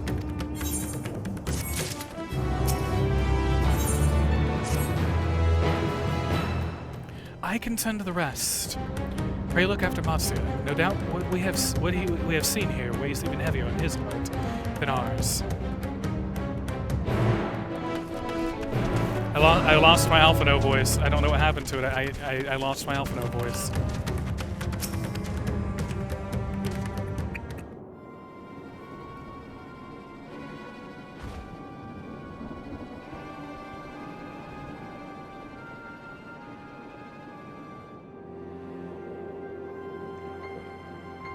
Me, walking through an old cornfield headed towards a bunch of rusted-out trailers. Your stream. This is very dramatic and intense. Me, well, you're not wrong, but... Oh, Kuroja! This is Yeruvia, this elder here. He is hurt, but praise be to the sisters, he still lives. Young Matsuya here has told me everything. I have not the words to express my gratitude for your aid. When the heavens began to burn, we were afraid, but did our best to carry on as we always have done. Until the day, this unholy beast came pouring into our village, a flood of midnight and death.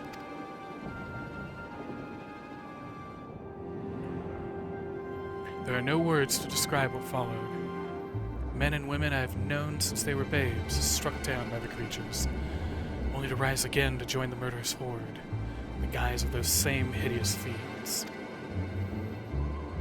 In the chaos, a handful of our villagers fled for their lives. Can only hope they found their way to safety. Matsya, do you perchance remember Karsif and Mevan, the young couple who always bought your freshest catches? How could I forget, Elder? When I first came to peddle my wares, desperate to eke out a living, they showed me such kindness. Others shunned me as an outsider, as is their way, but Karsif and Mevan bought my fish and sung its praises. They turned my fortunes around. Alas, I fear they are in terrible danger. I saw them running towards Agama Temple, with those beasts in close pursuit. They had their child, still with a tiny babe. To elude these fiends while caring for one so young is an impossible task, surely. I beg of you, go to their aid.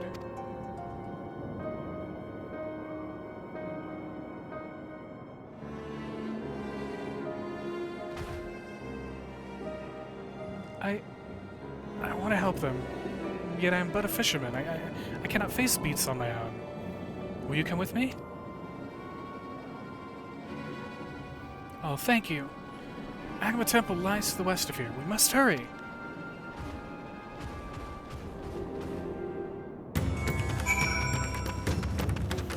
I don't think it's going to turn out well for them. I don't.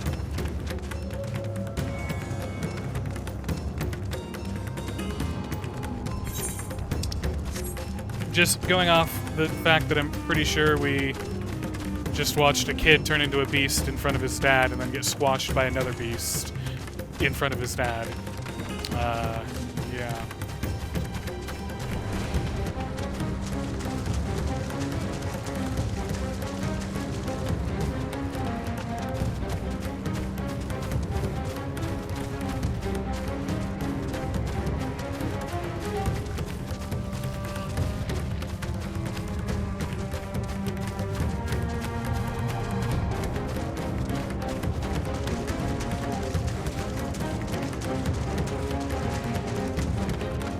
Hey, there's a... can we get it without getting aggro? I think that one's facing it. Okay, it turned away. Good. We're good.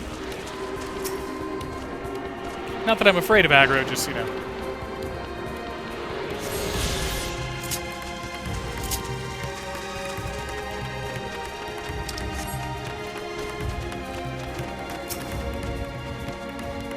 The temple is just ahead. It was built by those who worship Saint Agama.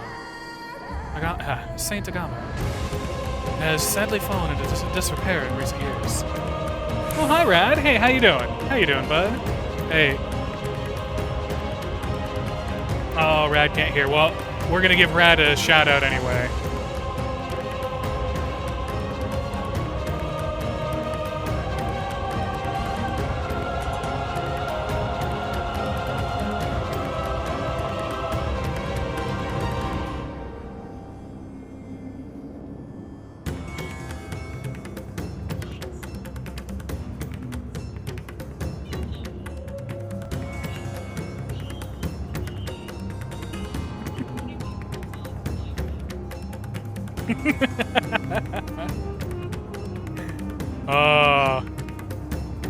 Watching all the circles. Watching all the circles fill up each time. I was holding out hope for you there, bud. It was built by those who worship Saint Agama, but has sadly fallen into disrepair in recent years. My friends made it this far. No doubt they are hiding somewhere amidst the ruins. No, please. That was Karsif. Oh no. This is not good.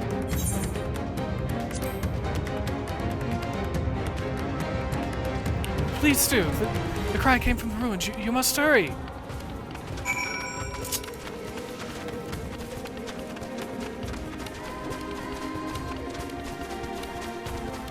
Stay away from me, monkeys. Or lemurs, or whatever you are.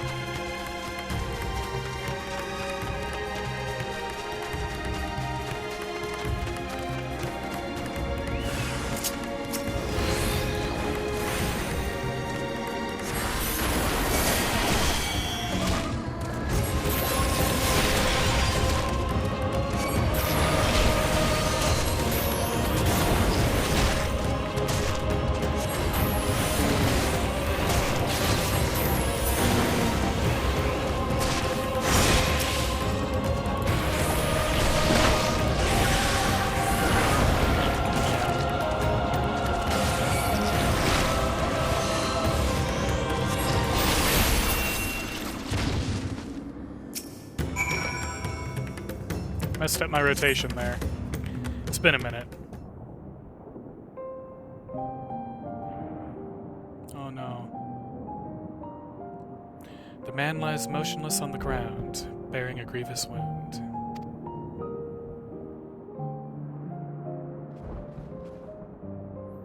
I'm sorry, Kuroja.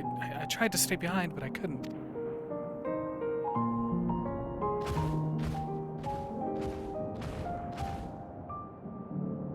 No, it cannot be. Is someone... anyone...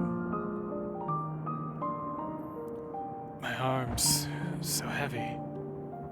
My legs... I cannot feel my legs. My wife fled with our daughter. I need to find them. Need to be with them. I need...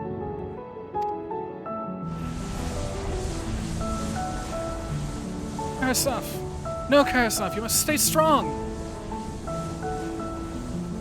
More time. I thought I had. I don't want to die.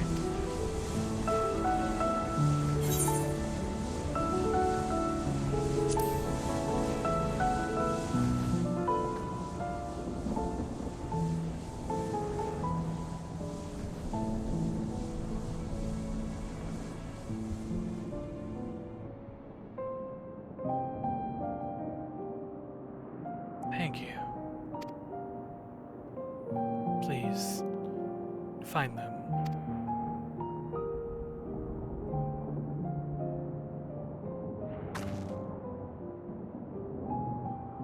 Yvonne still lives, and she has their child.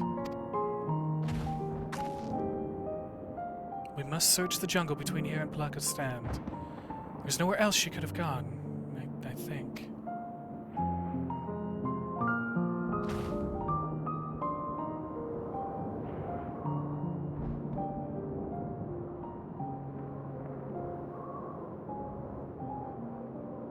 Forgive me, Karasov.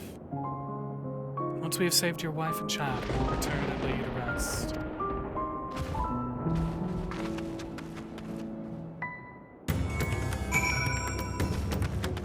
I knew that wasn't going to end well for him.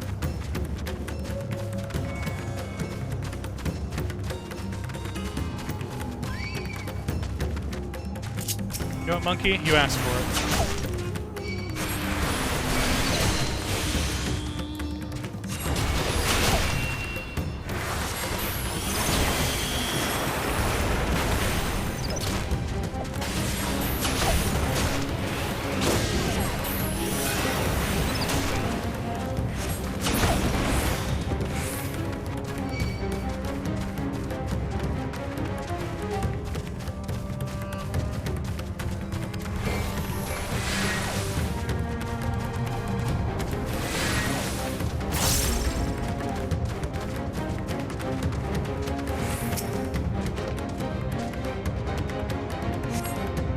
See no tracks or other signs of recent travel. Yvonne and the child must be elsewhere.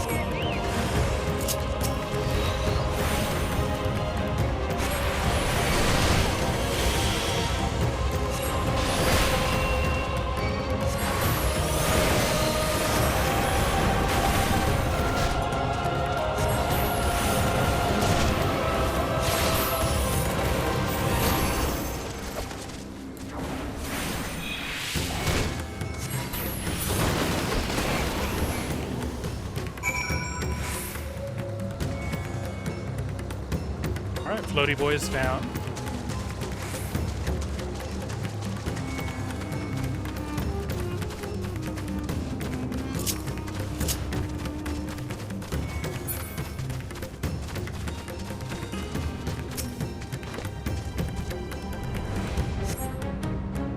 her daughter came through this area recently. You see no evidence of their passage. This is also not really good.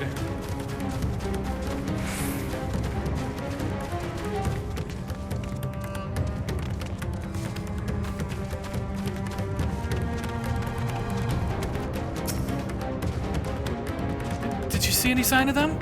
I found nothing. Perhaps the beasts that have chased them farther from the village.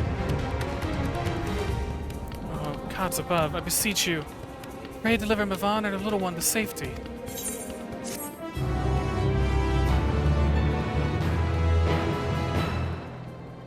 Uh-oh.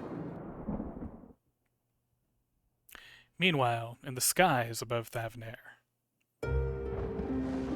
Oh, we gonna check in on our boy?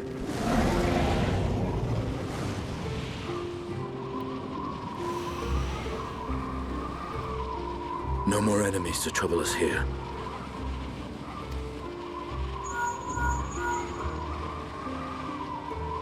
It's me. How fare you below?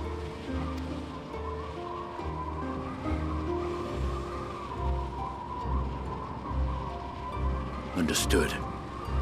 I will inform Vritra. Chaos and panic sweep Ras Khan, and many more have succumbed to the transformations. Amidst the fray, Ahawan fell, protecting a grief-stricken father.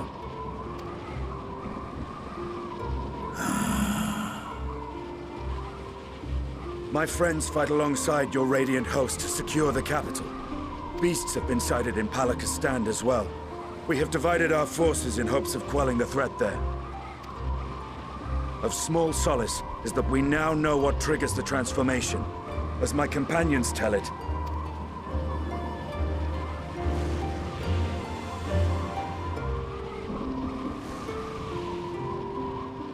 So it is the very fear and despair in their hearts which inflicts this abhorrent punishment upon them. A nightmare from which my children will never awake. O capricious and cruel fate, they are undeserving of such condemnation. will you wallow in sorrow or rise to the occasion? Ras Khan is leaderless. Before he passed, Ahawan sought to reveal the truth to his people. Honor his wishes. To what end? To breed a new conflict between dragon and man. These claws could reduce thee to shreds with a touch. These jaws crush thy bones to dust. Only through my proxy could I walk with my children. Without him, I am a bringer of fear, no different from the beasts which beleaguer them. Perhaps so. Only in death were Hraesvelgr and Shiva united. Indeed, whenever man and dragon have come together, death has ever been the inevitable result. It was our fear of your kind that sparked a nigh-endless war. Fear and hate of which Nidhogg drank deep as he laid waste to my homeland. And in turn, I took my revenge on his brood. Blood for blood, pain for pain. I thought nothing of theirs, only of mine. And yet, were the chasm between us too vast and too deep, Hraesvelgr would not have borne Isael to battle and our rescue. He would never have entrusted a mortal champion with one of his eyes, and the Dragonsong War would still rage on. And I would still wage a never-ending war of violence and vengeance. The future of our star be damned. I cannot speak for Ahawan's greater goals, yet I know that he served you, served your people, long and true. In this time of unprecedented crisis, he turned to you. You could do worse than to place your trust in him. It will not be easy, But the future of Radzat Han hangs in the balance.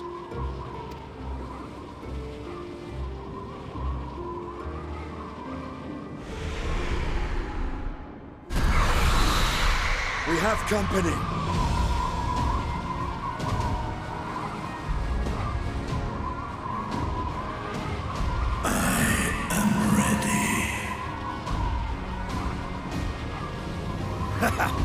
The hour has come, Vritra! It's all or nothing!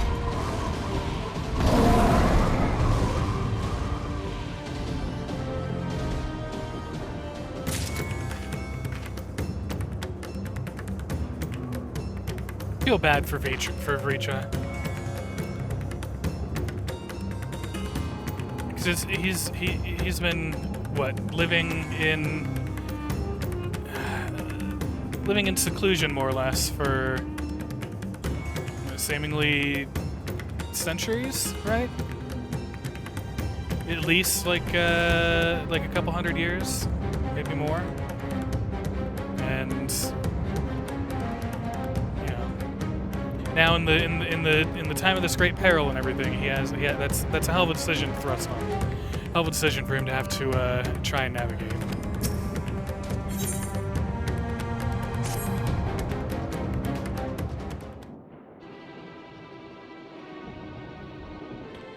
If Mevon fled deeper into the jungle, she and her child are in grave danger. Whatever are we to do? Gods of mercy!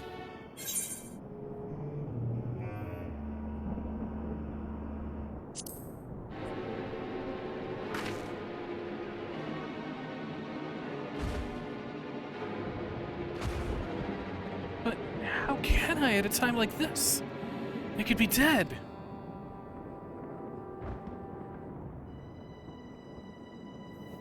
So, if I allow myself to be overcome by this fear, I too might become a beast? I'm not sure I understand, but I'll do my best.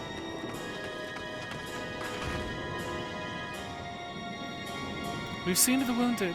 How did the two of you fare? Did you find your friends?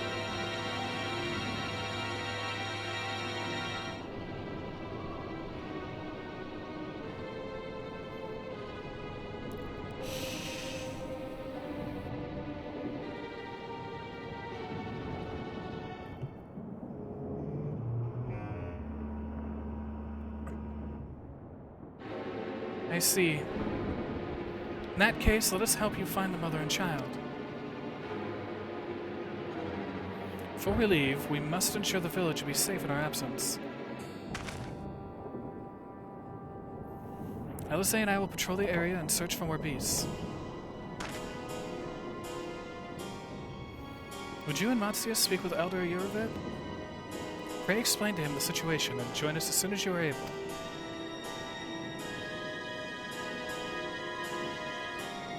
We will save Mevon and her child. We can do that much for Karasov.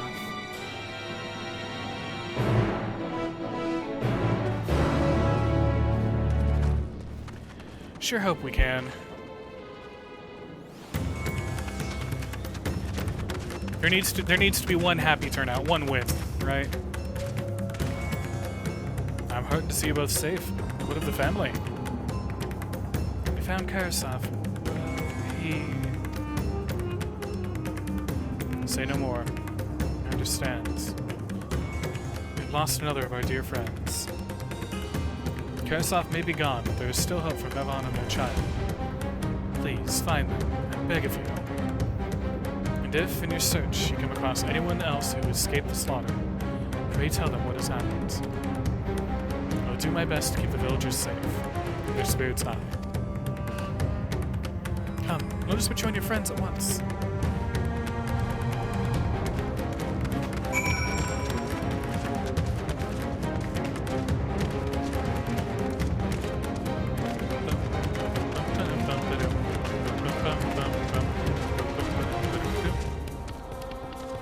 Oh.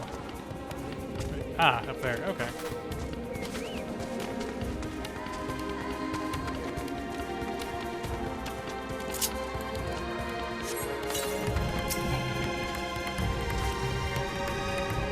Pleased to report that the vicinity appears to be beast-free. But out thanks to your earlier efforts. With that, let us resume our search for your friend and her child. Where should we begin, Matsuya? We follow Kursota south. You arrive at Perusa Temple. It is a sacred place where people go to commune with the divinities. It's possible that Mavon sought shelter there, and perhaps other villagers as well. And it's settled. Matsuya, stay close to me, alright? You two take the lead. Keep an eye out for beasts and anyone in need of help. Very well. We'll make for Perusa as quickly as we are able, with me.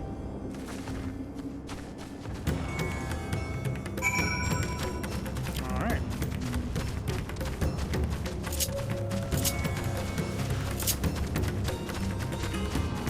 Oh, we're going through a field of snakes. Hi, Snakey.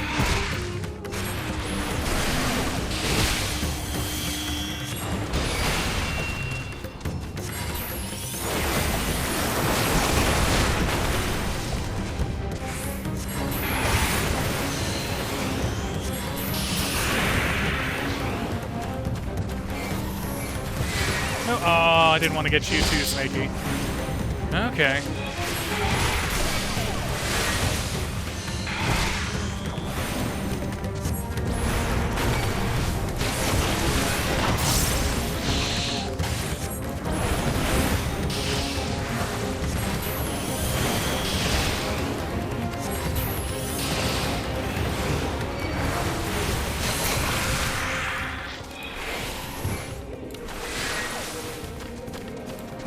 Can't believe they made me waste a sprint like that. Stupid snakes.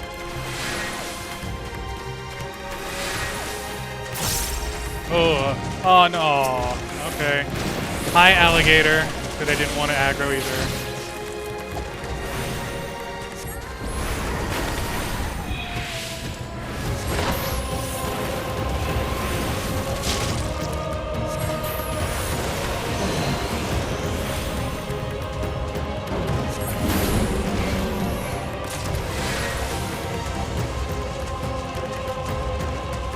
Oh boy.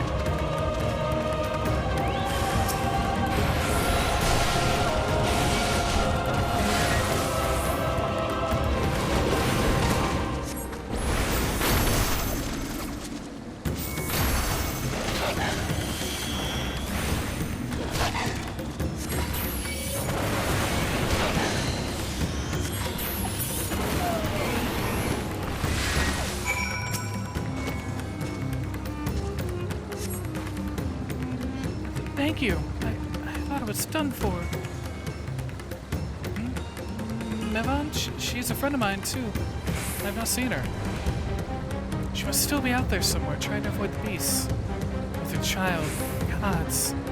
Worry not for me. I can make my way back to the village on my own.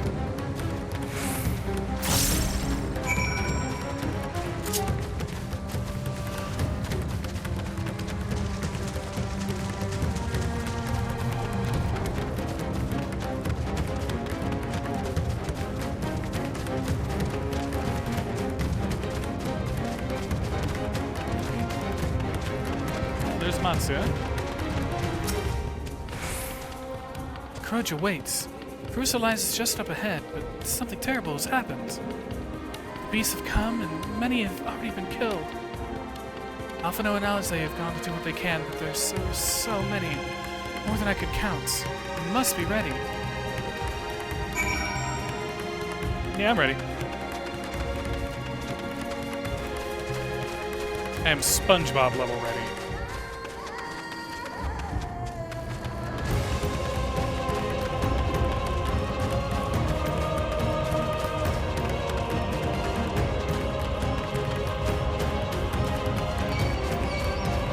Aw, monkeys, I had no qualms with you.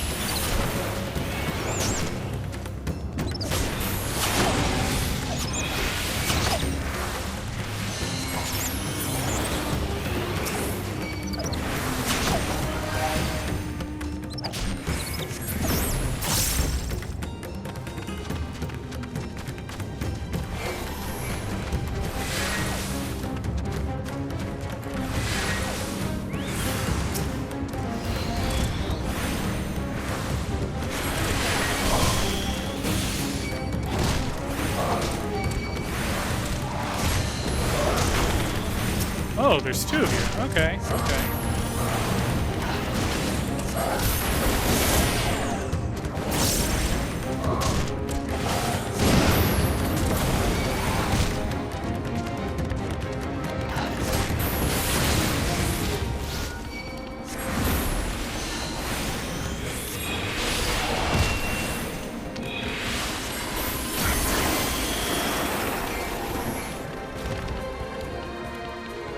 Oh, that's why there's two. The person that we were hoping to save turned. Also, give me 1 second. I forgot. There's a new ability I learned last time, and I don't know what it does. Grants polyglots. Okay. So it just gives me a free diamond. That works.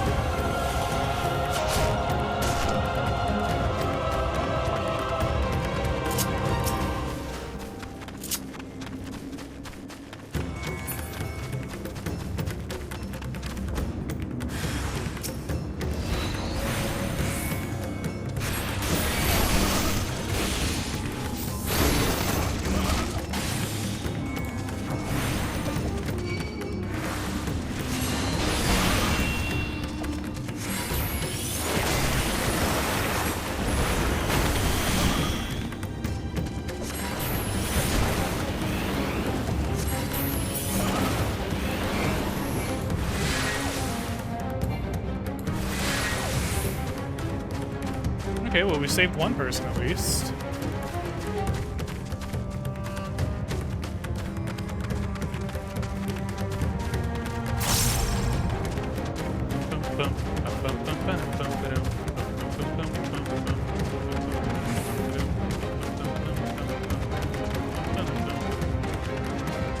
Oh no, evil scorpion plant thing.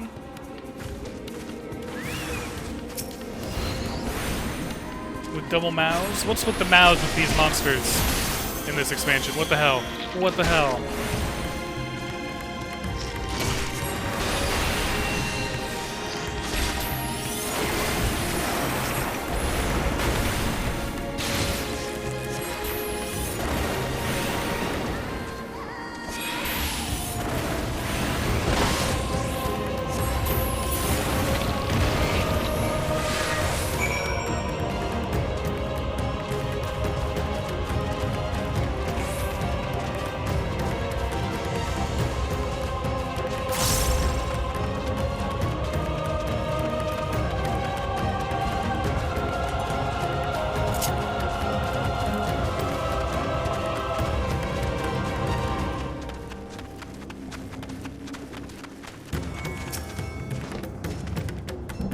There you are.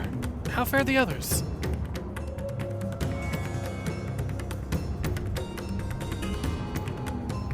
I see. You've seen all the beasts and sights? In that case, let's have everyone gather in front of the temple.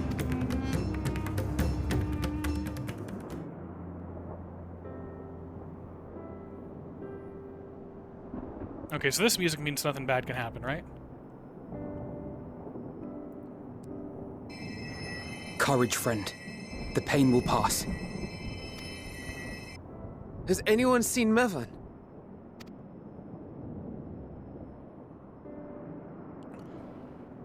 Where could she be?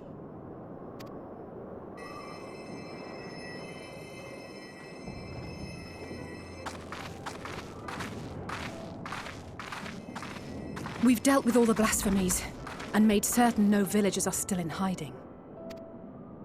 Good work. We've otherwise tended to the wounded as best we can. What will become of us? Help is on the way, surely. We may have to abandon our homes now, but we will return, someday. But where can we go? Is anywhere even safe? That I cannot say. Well, I can. Nowhere's safe. Run all you like, but there's no escaping these things. And even if I could, it's too late for my family.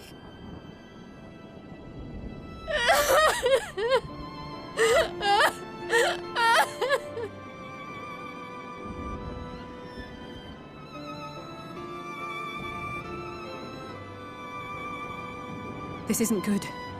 The more they dwell on the tragedy, the more likely we are to lose them too.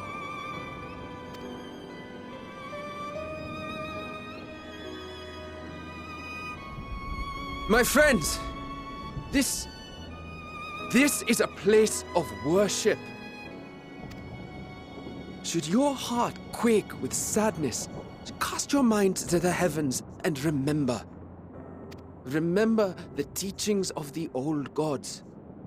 Did they not implore us to stand fast when waves of sorrow break against our shores?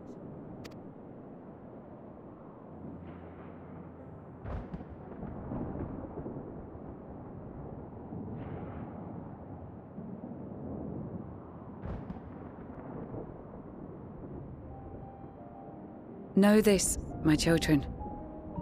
There is more ugliness than beauty in this world. To live is to suffer. To drink of calamity and drown in anguish. To toil and be tested, always and ever. 'Tis a perilous path you walk. Death lurks in the dark, and is the sole promise that awaits at journey's end. You will tremble with terror. You will weep tears of anger and despair.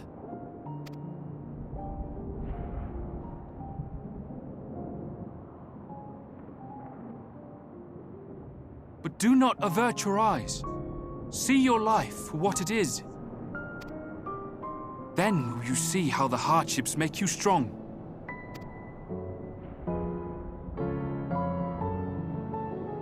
Every doubt reforged as scales for your armor.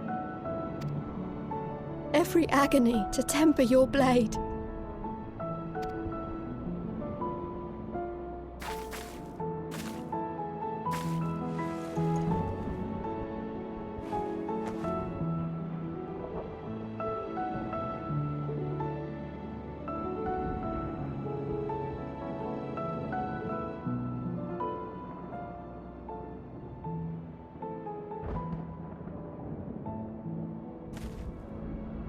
Thank you, lad. We'd almost forgotten who we are.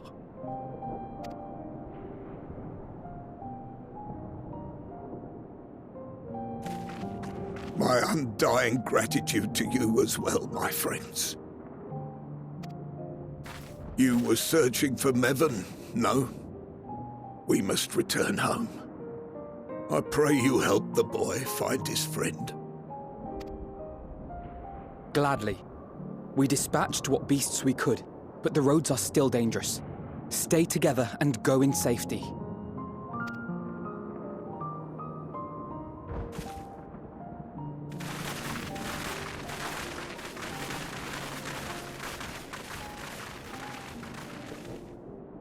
That was very impressive, what you did back there. Those words seem to resonate with your people. They should. They were the first spoken unto our ancestors by the divinity of legend. I'm easily upset, and fish are wont to flee a temperamental hand, so I recite the teachings over and over to calm myself. They're lovely and inspiring to hear, though I imagine they were born of great misfortune. They are born of life. There's as much bad as good in it. More, many would attest. All the more reason to appreciate the good when you can. I won't argue with that.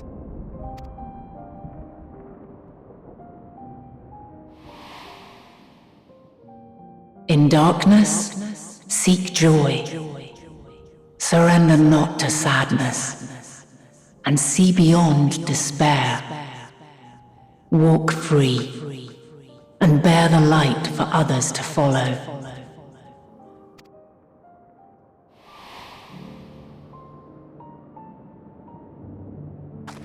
And with that, let us see if we can't find Mervyn.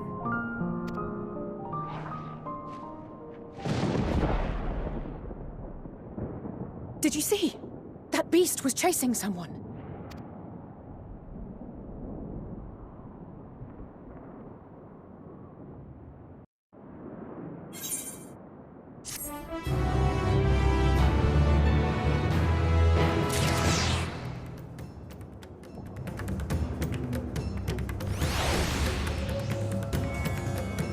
Okay, we will figure out who's being chased in a second. Lock free, huh? I wonder who sings that song.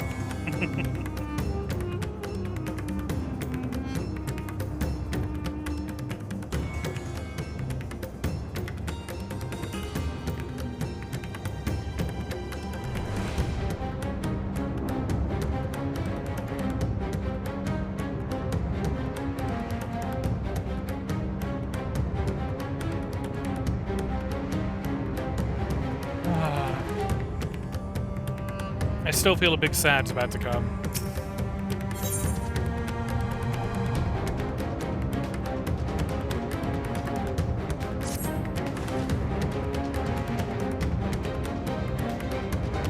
Over there. My view was blocked by the trees, but I'm sure I saw someone being chased by a beast. Roger, go with Matsia and search along the river. Alphino and I will circle around from the south.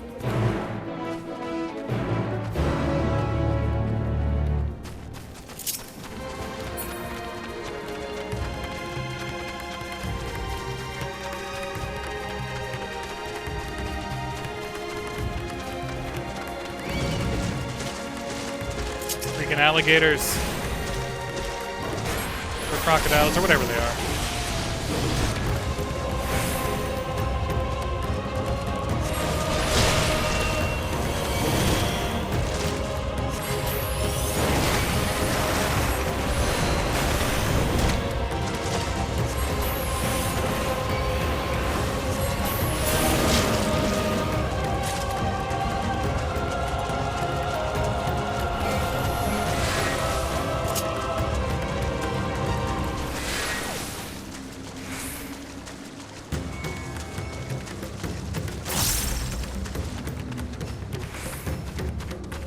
Kumbira.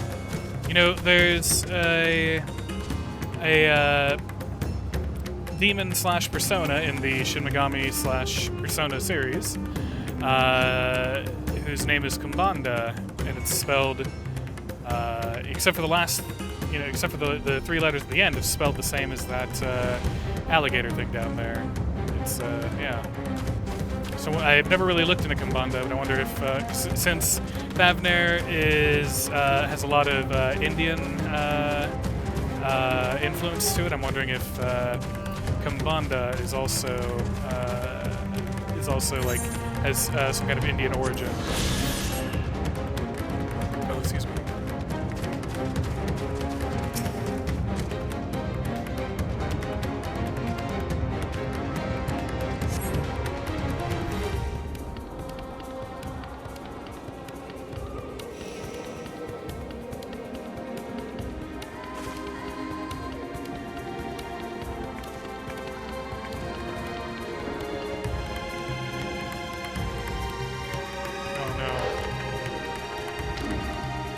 That's her!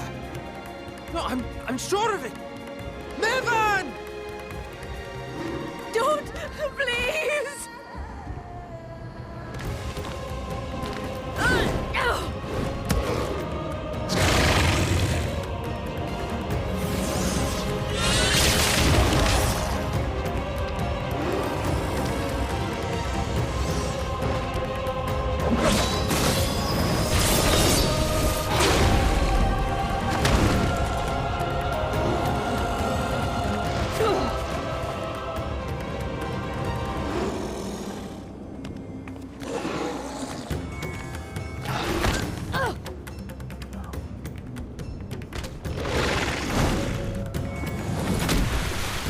No! God have mercy!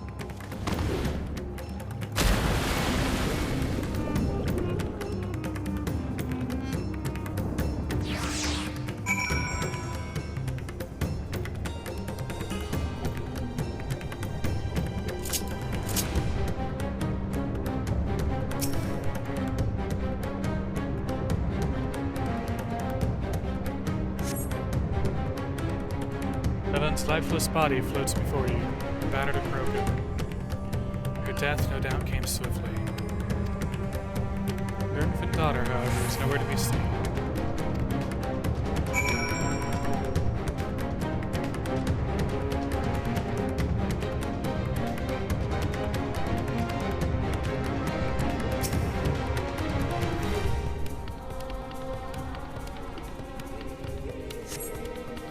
Take the babe into your arms. If she yet lives, you cannot tell, but she will surely not survive unless you carry her to the surface of things.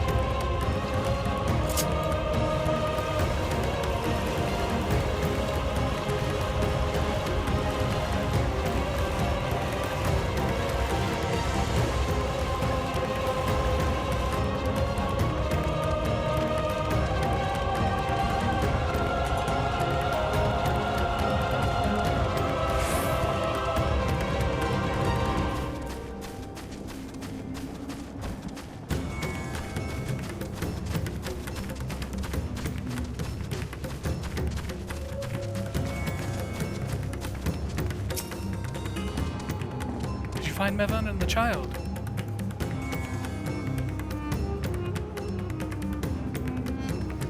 Damn it all. You have the child? Let me see her.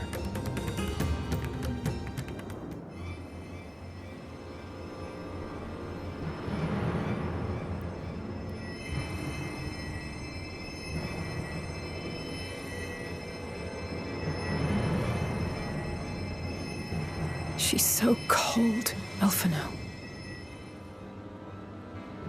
The child is alert, and I see no wounds, and yet... she grows weaker. My spells can do no more. What she needs is a change of clothes and a warm bed. We must hurry back.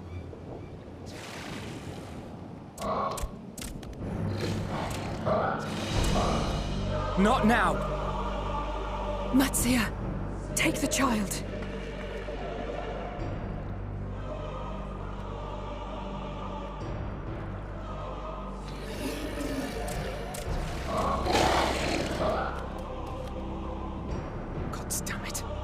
It appears we've made enough noise to be heard for miles around. More will be upon us ere long. We make our stand here. Mattia, can you take her back to the village? But the child, all by myself. You can't be serious. The beasts will follow you home unless we stop them here. And so we shall. Be strong, Matsia. Her life is in your hands. Right. I can do it. I know you can. We'll keep them busy, Matsia.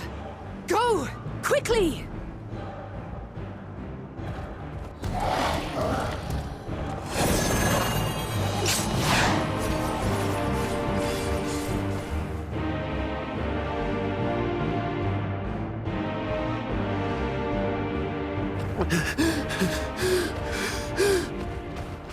Steady. You know the way.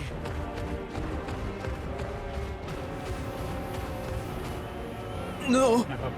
No! Not you too.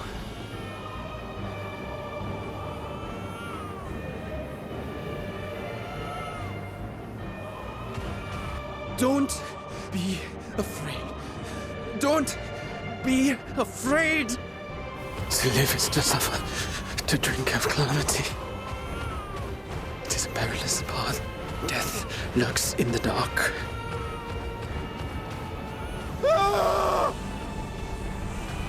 No! I'm not afraid! I'm not afraid!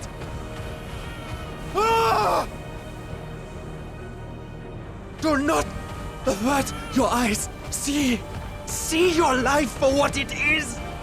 See how the hardships make you strong! Every doubt reforged!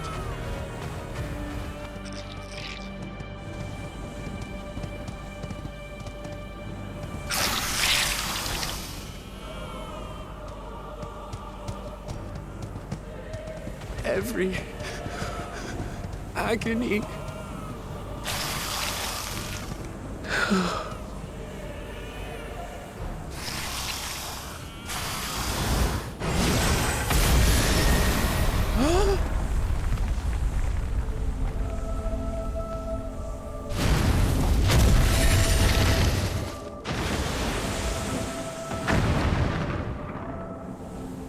The divinity.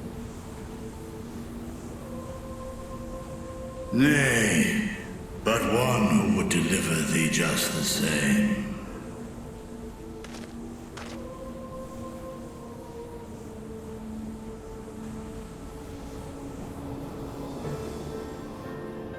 Please.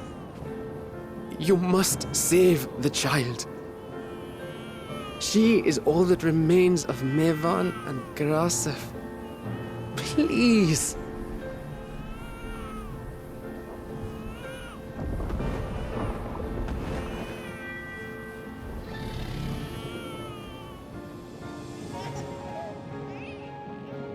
Well, well. Seems the babe's taken a liking to you.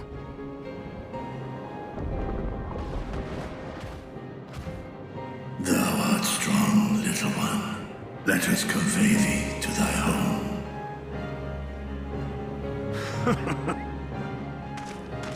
I spied our friends as we flew in. They appeared to be holding their own against the Horde.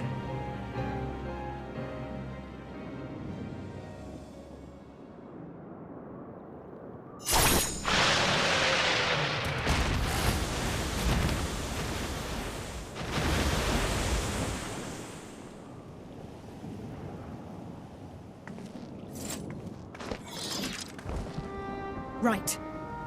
That's the last of them. We should hurry and find Matsia.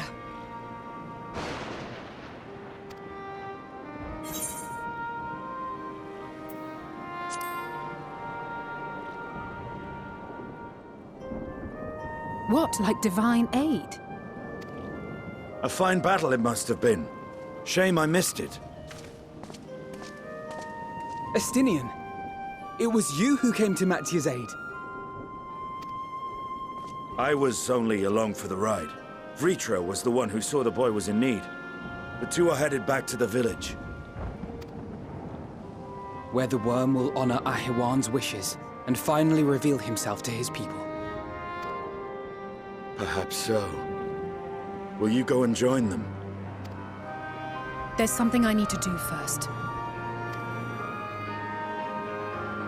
Mervyn gave her life so that her child might live. She deserves better than to be left to drift alone. She deserves to be laid to rest beside her husband, at least. Will you help me?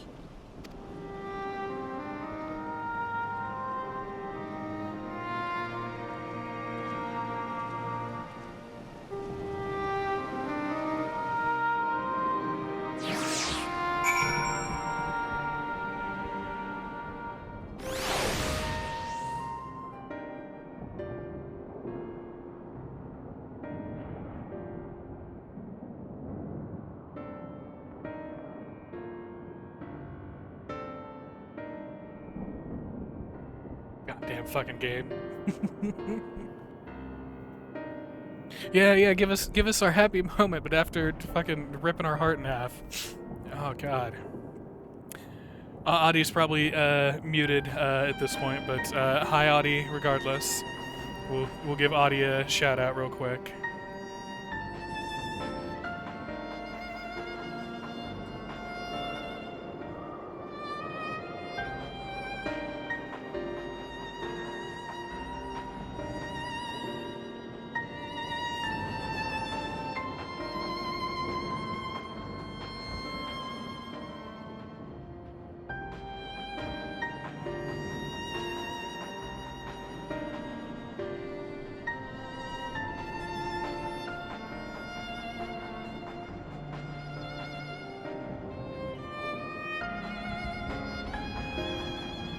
Yeah, good old Grindelwald there. It's been a while since we've had to deal with him.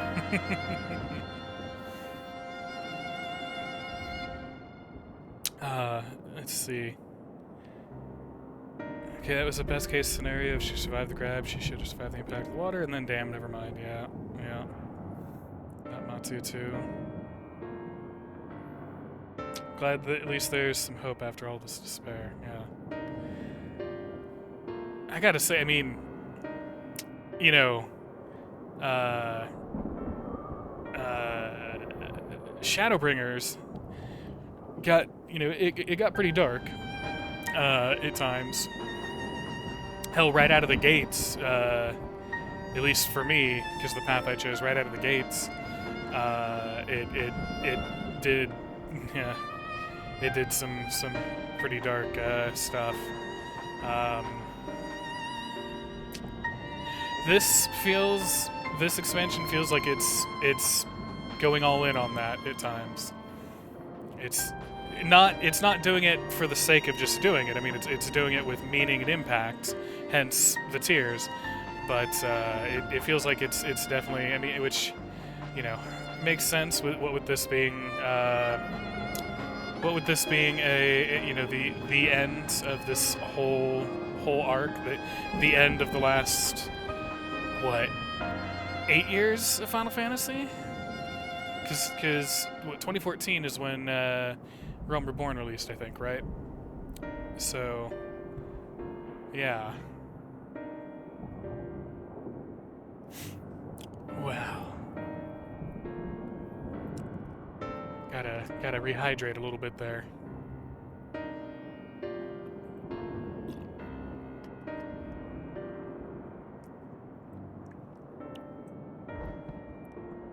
Thank you all for being here for the ride, though. This is,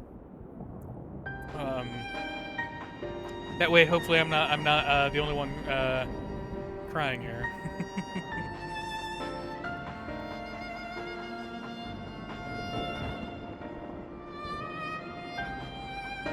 Oh, and I got a shout out from Parchment on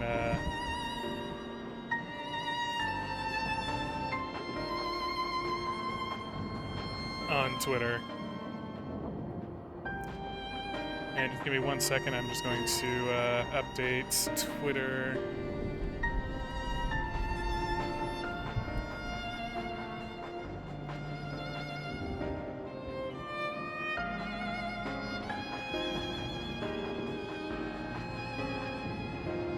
There we go.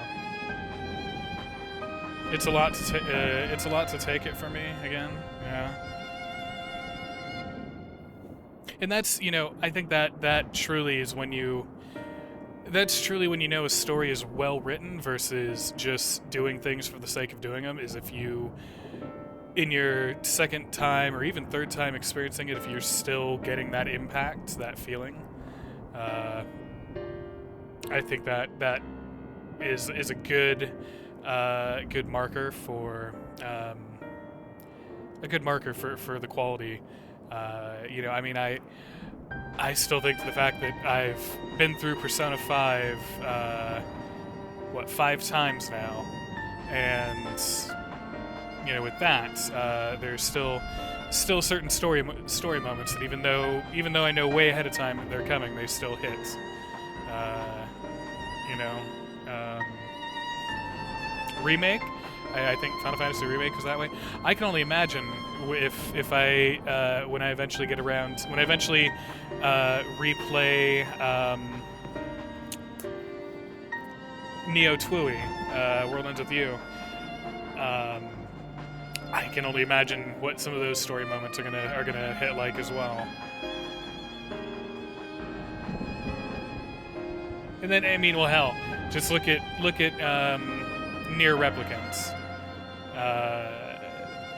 There were certain scenes, for those of you that were around, certain scenes involving a certain death that we went through 5 times in a row, and hell, over the span of like 2 days, we went through it like 3 times. That each time was still just heartbreaking.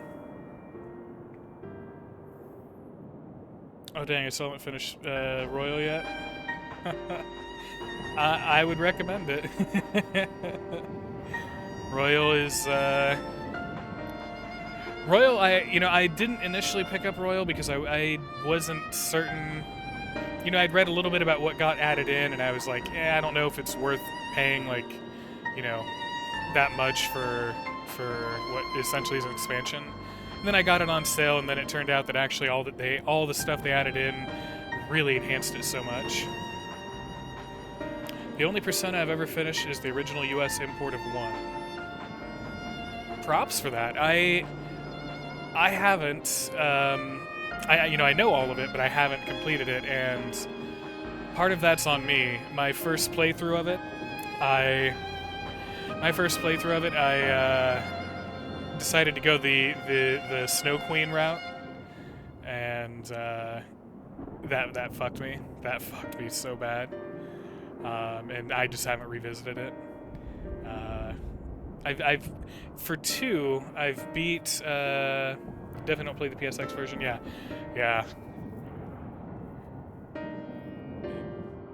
There's also what was it? I think one of the initial port they did in the PSX version, they pulled reverse whitewashing. They turned one of the characters. What was it? I think it was they turned one of the characters black, and the character had lips that were very. Basically, the character's design was kind of reminiscent of what we associate with minstrel shows. And then in the PSP port, they undid that, so they whitewashed the character that they reversed whitewashed, and that's like the only time where whitewashing was okay. Oh no, Chocobo, you're not going away. There we go. Yeah, there you go. Thank you very much for that. And then 2, the duology. So I know everything in it, but I've only beat Innocent Sin. Eternal Punishment is technically the first Persona game I ever got, but I never beat it. And then I got 3 right after that, and I beat 3. But Eternal Punishment, so Innocent Sin was not released in America initially. It was only released. Overseas, and then Eternal Punishment was released in America back on the PS1, and then Innocent Sin got a PSP port that was released in America, but the PSP port of Eternal Punishment never got released in America. So if you want to play the games, you have to play the PSP port of Innocent Sin and then play the original PS1 version of Eternal Punishment. Honestly, I would say regardless of how you play it, do it via an emulator so that you can speed it up, because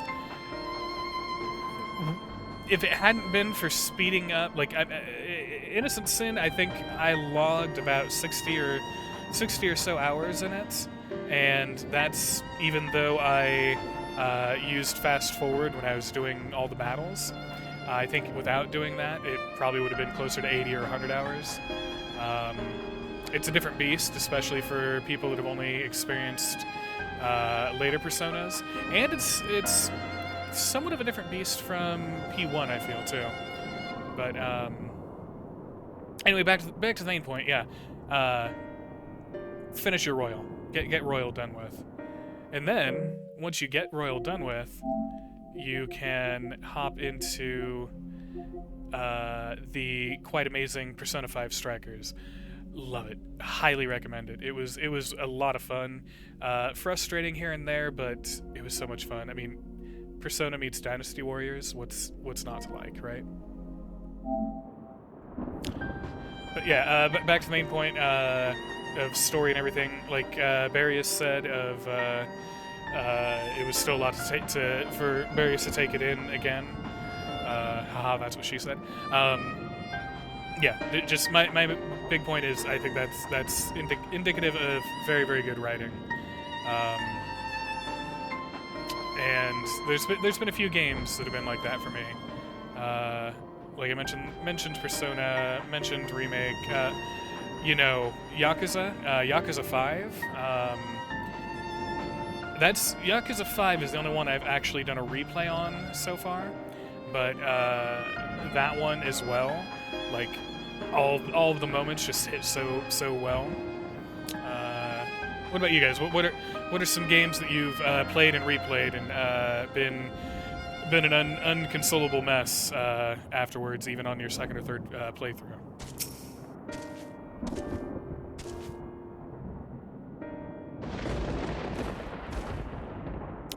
You're right. I could have this whole time. I could have been using the brand new spiffy chat scene. Yeah, I could have been using that, but I didn't. Damn it. I'll have to remember that. I also reorganized my scenes and have to remember not to accidentally click on intro video when I'm trying to go back to the cam.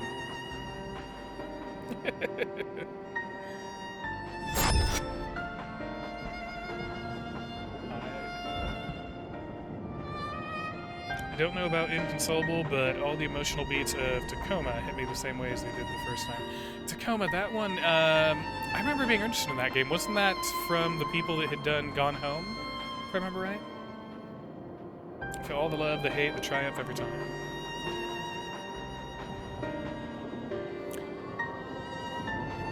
Okay, yeah. So I remember being interested in that when I first saw it announced, and I never got around to it. Never got around to picking it up or anything. Same thing with Tell Me Why. I'm really interested in Tell Me Why. I just haven't gotten in. Right now, I don't need to be getting around to other games yet. Poor Shin Megami 5 has been sitting in my Switch for months now, just doing nothing, just sitting there.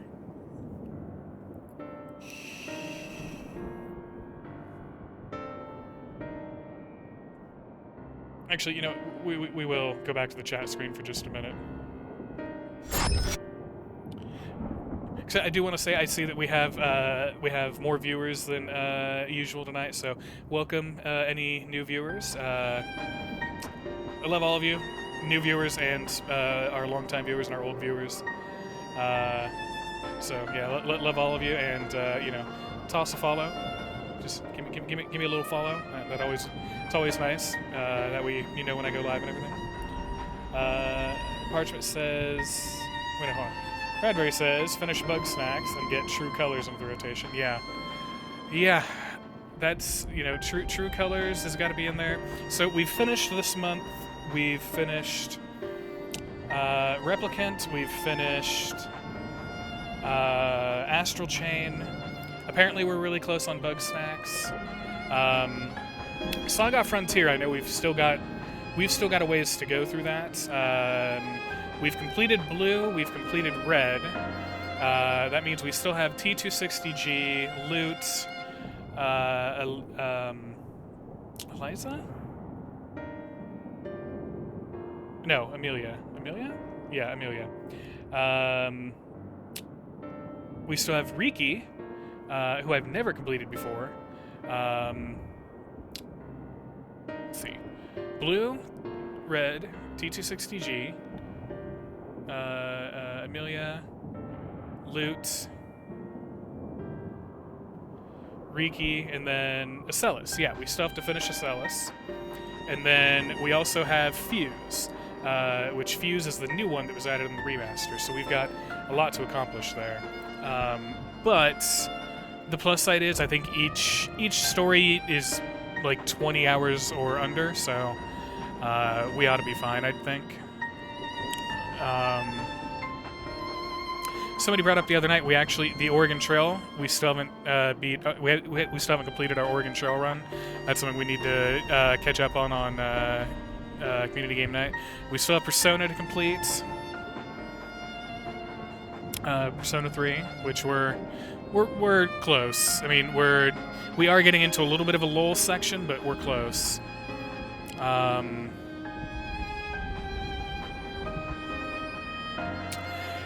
And there is Shin Megami Tensei 3 Nocturne HD Remaster featuring Dante from the Devil May Cry series. I'm still, I still think that one I'm just going to push out to later, just because of the trials and tribulations we're at. I have the entire original Danganronpa trilogy left to do. Yeah, you know that.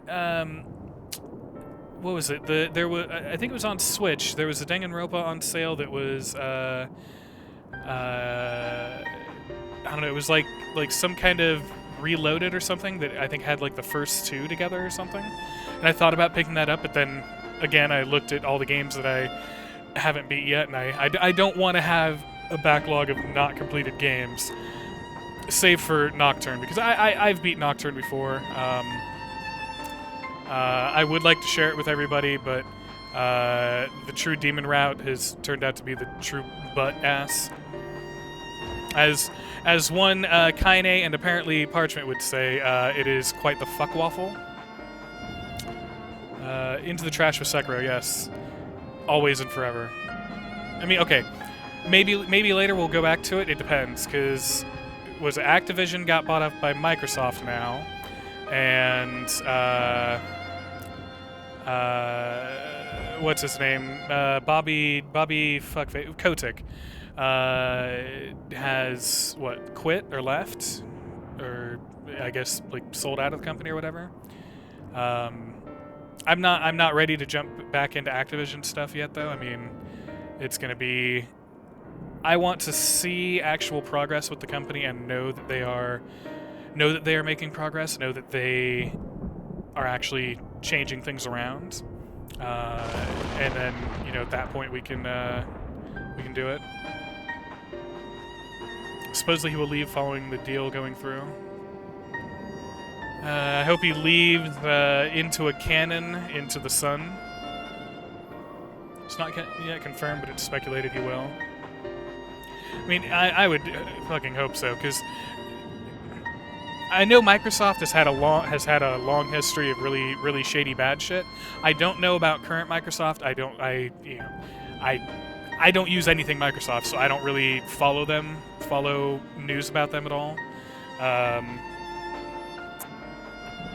But to me, it would be really hella fucking dumb for Microsoft to buy up a toxic asset like that, with the most toxic part of it being Kotick. Like, especially while it's been investigated and everything. And I don't know if California's got any, if they're intending to bring suits or not against the company, but like, I would hope that Microsoft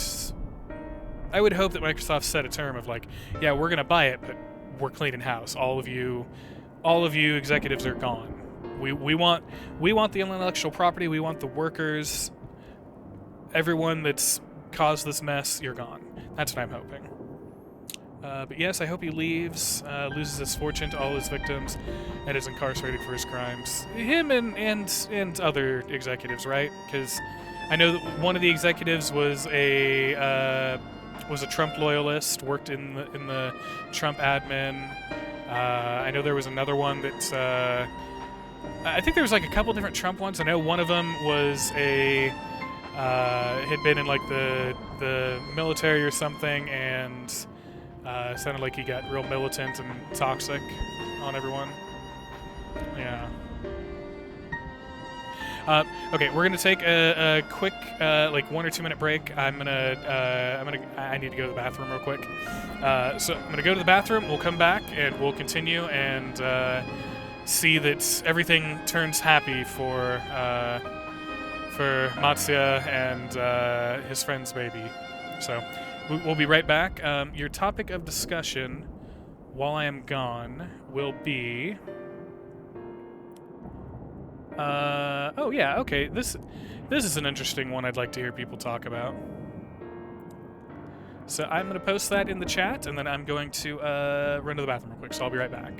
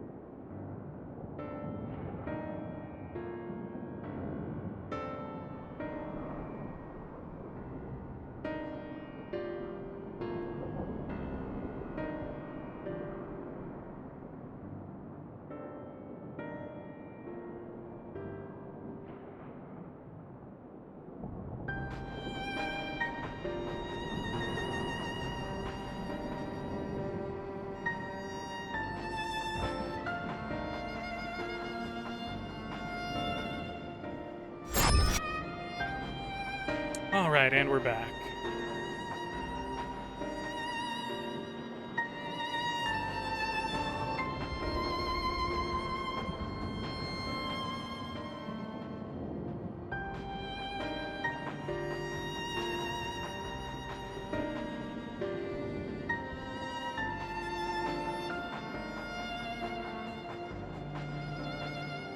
So, let us take a look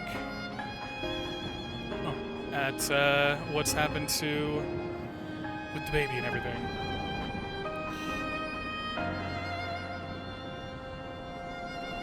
We've done what we can. It is for the villagers of Palaka's stand to perform the funeral rites. If nothing else, Mevan and Karasaf died as they lived, as themselves, and not as beasts. Their souls will find peace in the ethereal sea.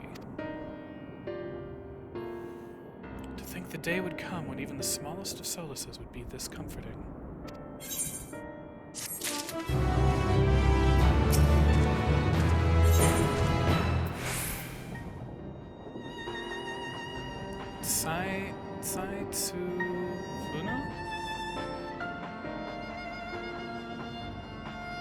An herbal drink with impressive medicinal properties, sometimes called mountain tea. You are ready then? In that case, let's head to Palaka's stand. No doubt Vritra is awaiting us.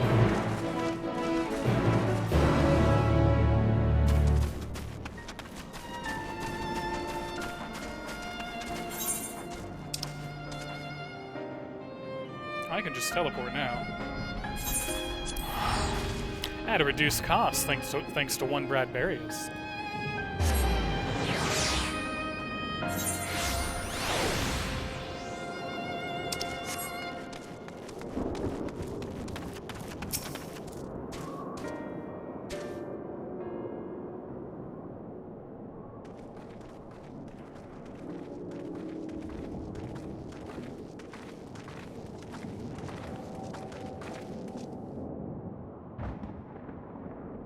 Rest easy, for all is well here. Young Matsuya returned with the babe safe in his arms. Owing to a warm bed, the girl hath already begun to regain her strength. Less joyously received was word of the mother and father's fates, as well as that of their transformed neighbors. How many children of Thavner must we lose to this calamity? Mothers and fathers, brothers and sisters, sons and daughters, every death another void that can never be filled. We who survived them must carry the weight of their memory as we strive to regain a semblance of what we have lost. Karasaf and Mevan's babe is a child of Thavner as well. Thank you for returning her to us safe.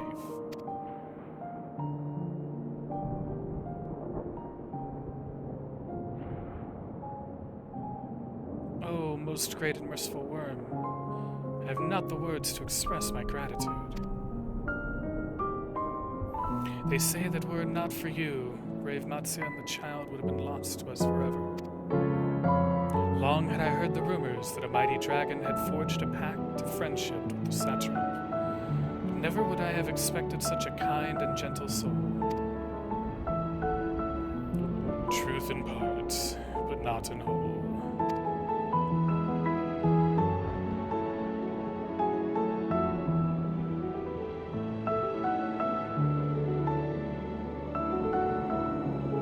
I am Vritra, and for years uncounted hath this isle served as mine abode. An isle I have ruled over as satrap, with Awan as my loyal servant.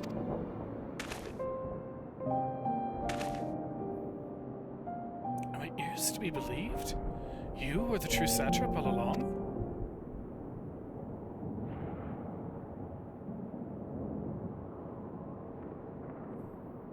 Nidana, what are you doing here?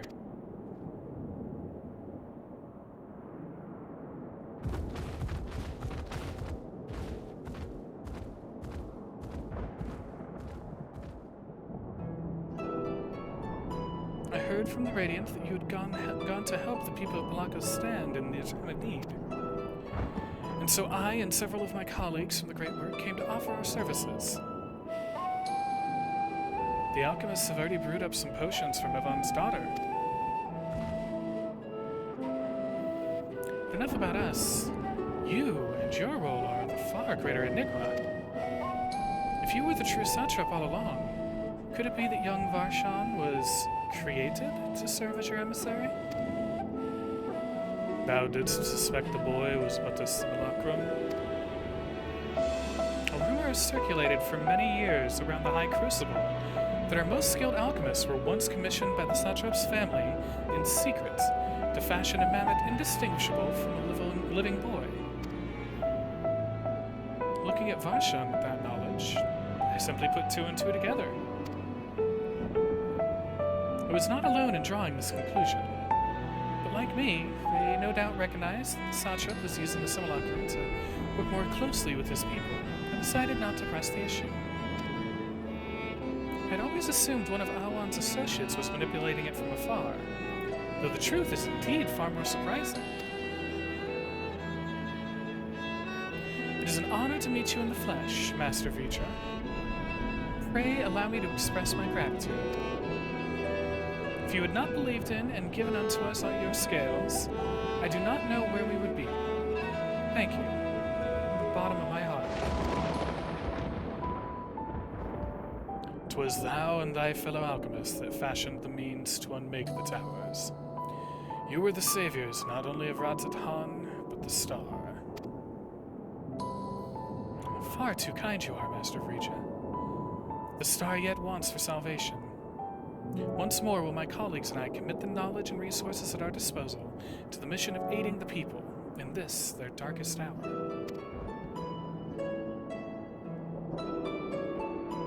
It would seem this place is in good hands. I would return to see how Radzat-Han fares. What will you do, Scions?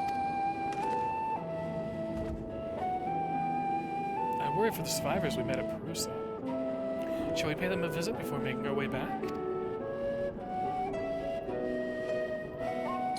In that case, might I ask a favor? Nothing too burdensome, I promise. This way.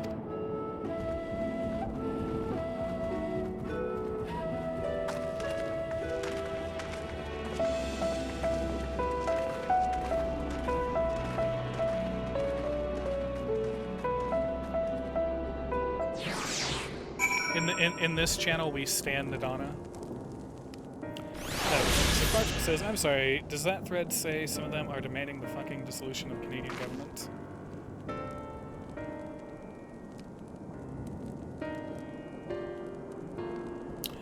Yeah. The trucker thing, I've only followed a little bit of it so far. But I know that it's getting right-wing support in America, and seems generally to be a mostly right-wing cause in Canada.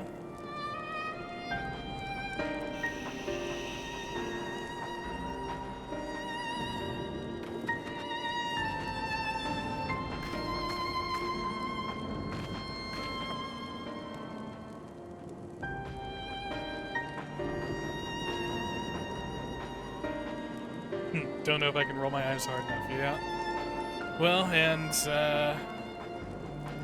you know, I've mentioned this before, but I think what is that? Oh, okay. I think one of the bigger problems that we within the left in America, probably worldwide, but I'm just going to mainly focus on America, face is movements like that trucker thing, the alt-right, all the the school takeovers, the anti-CRT bullshit, the anti-mask bullshit, like all of that seems to be able to spawn quite fast, and if not stick together itself, it will be absorbed into one of the larger outrages. And the problem I feel is we just don't have the same on our side. It just doesn't happen enough for us. I mean, even... Which, again, I'm basing all of this solely off of my observations through the internet and Twitter. I am, again, in a rural area with no leftist movement anywhere near me, and I can't really participate in other stuff, so... on the ground, for some people, it may be much different, but it just, at least for online momentum, I see any left, like, instant outrage grouping dying down really quickly. I have a lot of mutuals who are following it for various reasons. Some because they're Canadian and we're worried about these far-right jackasses coming through their towns, yeah?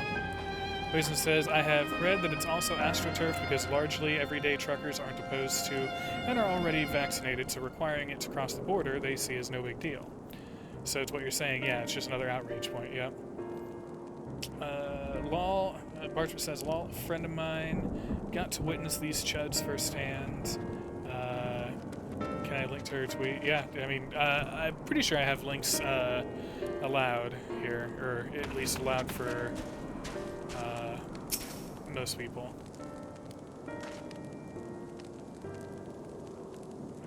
Needs to simmer just a bit longer, I'd say. Oh no, Chocobo! Chocobo, get out of the fire! No, we don't want roast Chocobo! Get out! Aww. In the meantime, I was hoping I might ask you a few questions. The red sky, these terrible beasts... What in the name of the sisters is happening here in Thavnair?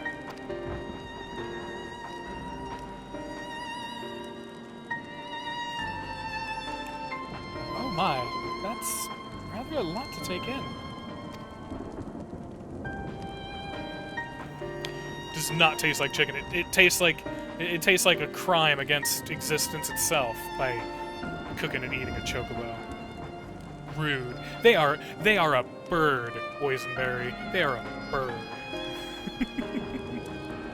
Ow. It would seem the situation is even more grave than we suspected. Thank you, friends. My colleagues and I will use your knowledge to see if it can further our own research. And with that, here we are. A pot of piping hot chai, brewed from my own secret recipe of spices and tea leaves, together with hearty helpings of rich milk and pure sugar. That sounds really good right now. I made enough for everyone in the village. Might I trouble you to deliver a few cups? The drink has medicinal purposes, then? Not in the least. The ingredients are quite ordinary. It's so very tasty, though, and has a way of lifting the spirits. The spicy aroma and distinctive sweetness of chai is a simple, everyday pleasure on our island. Sometimes the best medicine is the simplest. A lovely sentiment, Madonna. By all means, allow us to assist.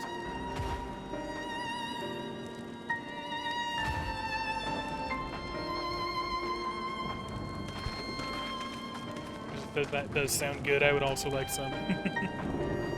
I'll make sure to find your house here and deliver it to you. Well, you lot distribute hot beverages. I'll do a sweet for errant beasts to slay. Far less arduous task, no doubt. When you've finished, look for me at the wakeful Torana.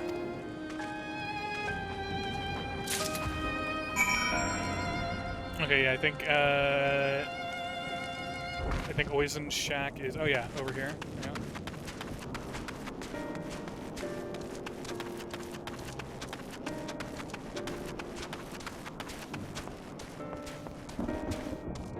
Oh. Oizen seems to have stepped out, I guess. No chai for her. Oh, Chocobo Keep.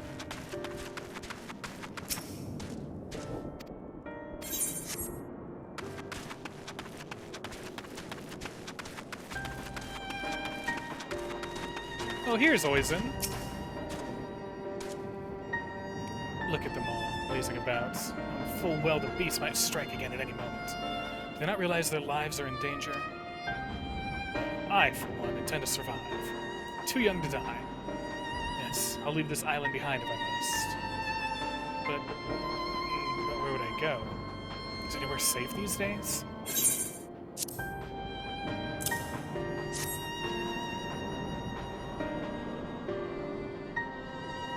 Cup of chai?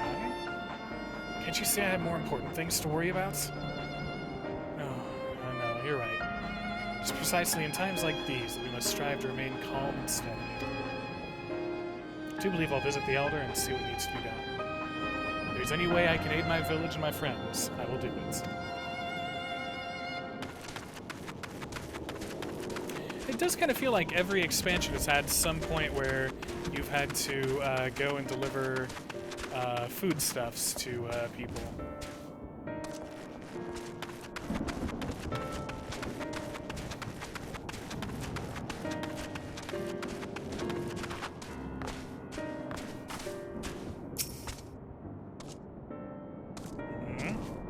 Wait, I know you.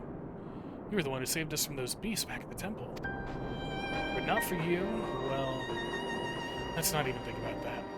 In times like this, we mustn't dwell on what might have been, but look to the future. What future awaits us? How can Radzahan hope to recover from this? Most of my friends are gone, and I don't know where to turn. Turn to the chai. Cup of chai? Well, if you insist. That aroma has a way of clearing the mind. Come to think of it, we faced our fair share of trials in the past as well. No matter how hard the times, we've always come together as a people united.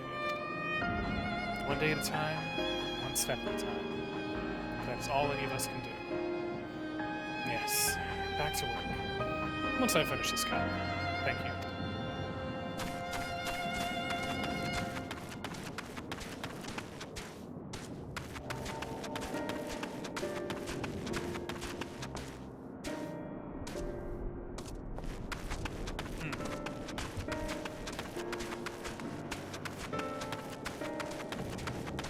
One more person to deliver to, but I don't know where they're at. I'm gonna double check in here because sometimes they make them spawn later. Okay.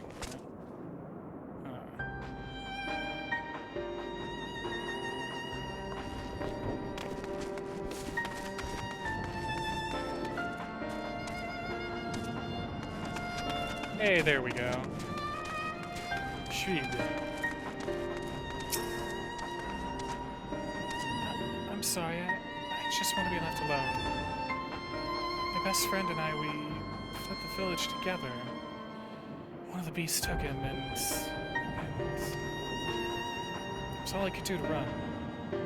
All the while, I could hear this monstrous voice screaming my name.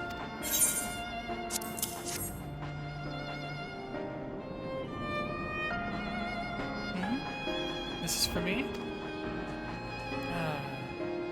We used to drink chai together often.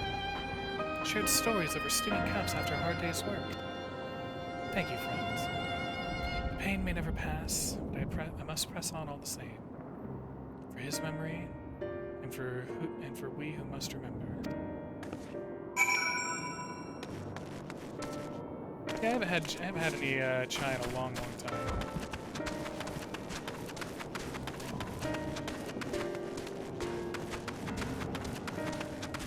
I've still got a bunch of tea bags in the kitchen. I just, you know, especially after the kidney stones, I've steered clear of them because I've read here and there that tea can cause kidney stones, but I've read okay, maybe not, and I don't know what's the risk of it. That's why I've been sticking just to water or very occasional soda, or like apple juice or something.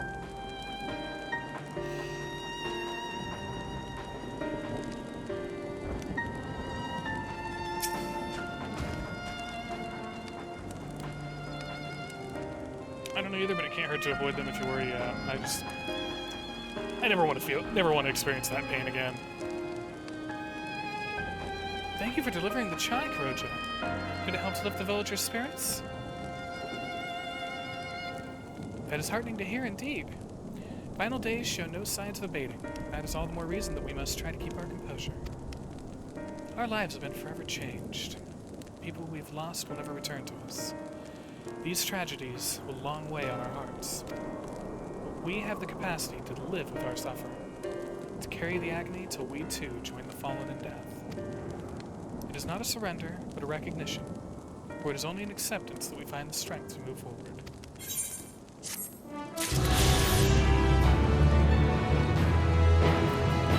There was a place in my nabe in NYC.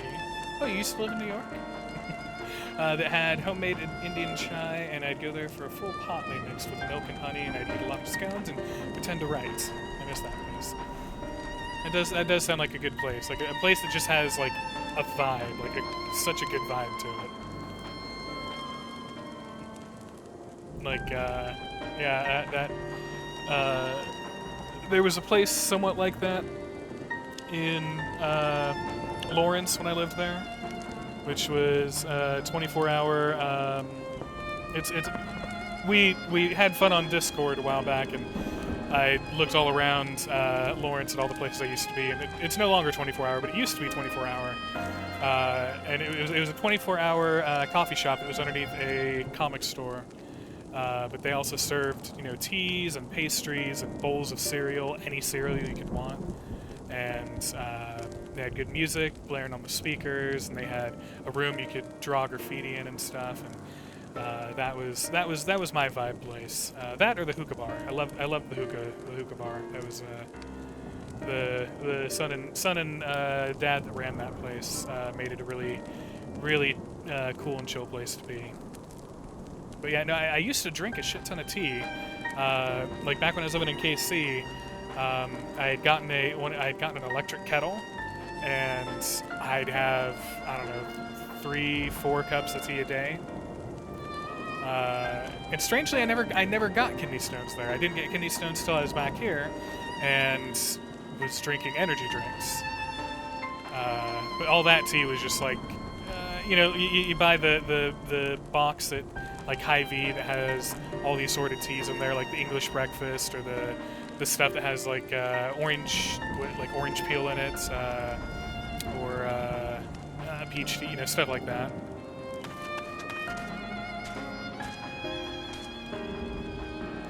Maybe it's harder water. That would be interesting, because when so Mom and Kevin now finally, after, hold on, let's go. We're having another chat sesh. We're having another chat sesh, people. It sounds like a moderation issue, Caro. Too much of anything would be bad for you. I mean, you say that, but like, even when I'm in pain from eating half a crock pot of Little Smokies to myself, I'm still happy I ate the Little Smokies. Anyway, that much tea sounds fine with me. Yeah, so you mentioned the harder water, so my parents, they've been living on the farm now, because like me and Mom, we moved to the farm circa 2002-ish, somewhere around 2002, 2003, somewhere around there. And we had to get our, like, we had a jug in the fridge that Mom would fill with water from wherever she was working at the time, and that's continued on. That continued on until just this past year. The parents were finally able to get a good filter out there, so that the water is near drinkable. Like, you could drink it before, but it was so damn hard, like ridiculously hard. Like, I got made fun of a lot in school for my smell, but it wasn't me smelling. Like, I used deodorant, I showered every day in school, and I was always like conscious of that. It was because of just the sheer amount of mineral and other shit that was in the water out there. 'Cause, it's a private well and everything. And yeah, my parents are just now able to drink it if they want to, but they're still just bringing jugs of water home. My stepdaddy, he fills it up at the pig farm that he works at, brings it home, and they have a dispenser to cool the water. They basically have a water cooler in the kitchen now because of that. But here, the water here with me and Grandpa, our water's actually like from the testing, it's actually better than the city's water when it comes to like the nitrate levels and like mineral and stuff in it. Ours is actually a little better than the city's water. So yeah, I don't know. I think it's probably just. I think the kidney stone was probably just some lesser god's way of fucking with me. Yeah, we lived in a place with well water, and it took 3 softening tanks it cycled through before the water didn't like corrode us. Yeah. Well, and, they had to get a new hot water heater because even with the filter that was already out at the farm, the mineral left over, like it ended up rusting out the hot water heater, and so they had to get a new one. And they were like, you know what? Before we get the new one, we're getting the best filter we can because we're not going to go through that again. We're not going to go through another heater again.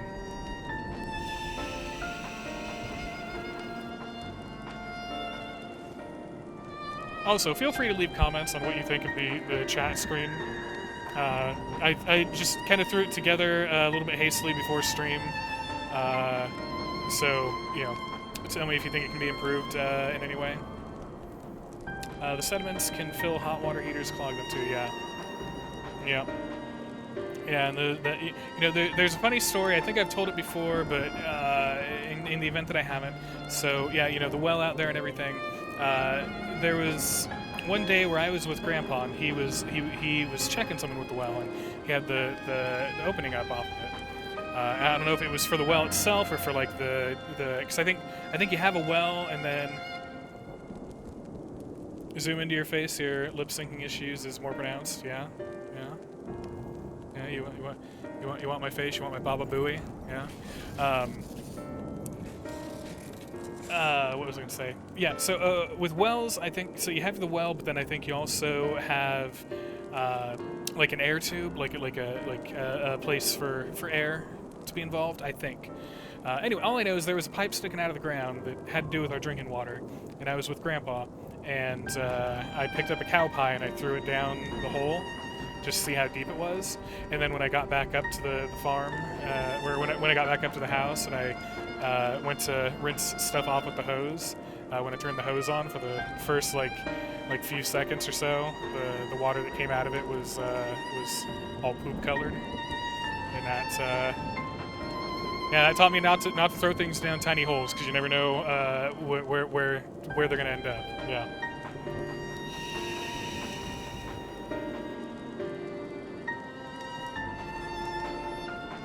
All right, let's get back to the game.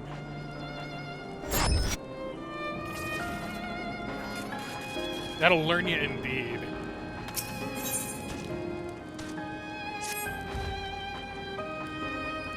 As you have finished your deliveries, might I talk with you a moment? I was curious to know what has become of Mavan's and Kasav's remains. Oh, thank you, friend. Surely they will be able to rest peacefully by each other's side. I and the people of Palakistan will perform the rites as soon as we are able. As for the child, it will not be easy for her, growing up without her parents, but I promise to do what I can. Once she is able to eat solid food, the fish I catch will help nourish her.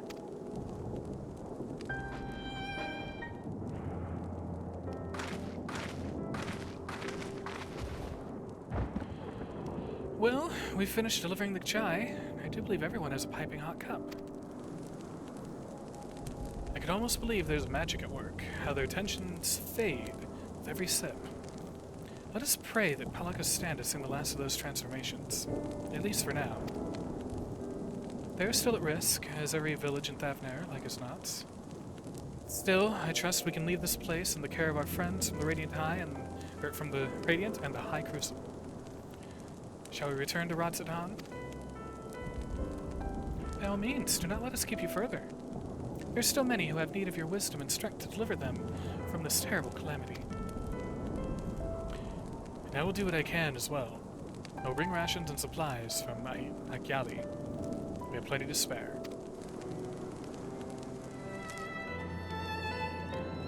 Well, let us find a Stinian and be on our way. Where did he wander off to again? The Wakeful Tirana? Near the bridge to Radzat-Hana, as I recall. Very well, then.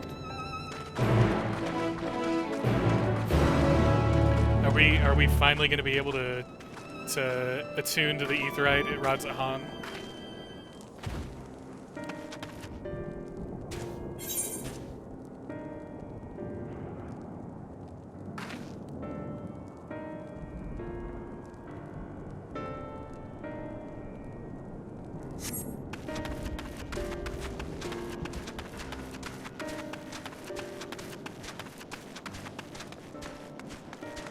Look at the... Oh, no. There we go. Look at the axolotl. Still staying with us. Still brave. Still fearless.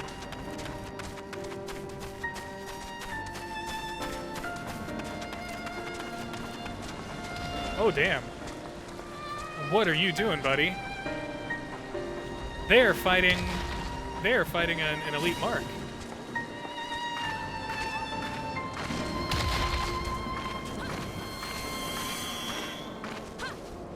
Friend, I would help you, but I literally...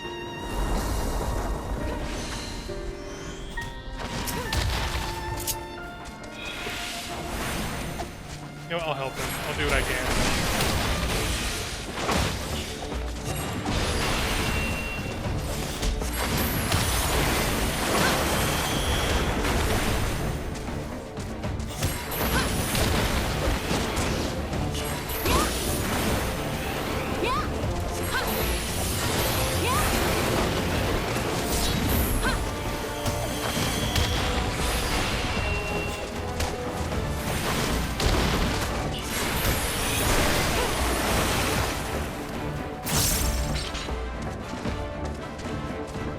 Amazed I was able to actually do damage to them.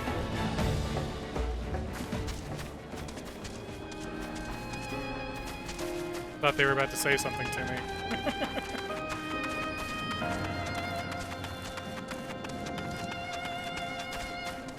It's totally possible. I wasn't certain I could actually do anything because I know when I've tried to go against those before, even like 3 or 4 levels below, and they'll wipe me. It'd probably help that they were a tank.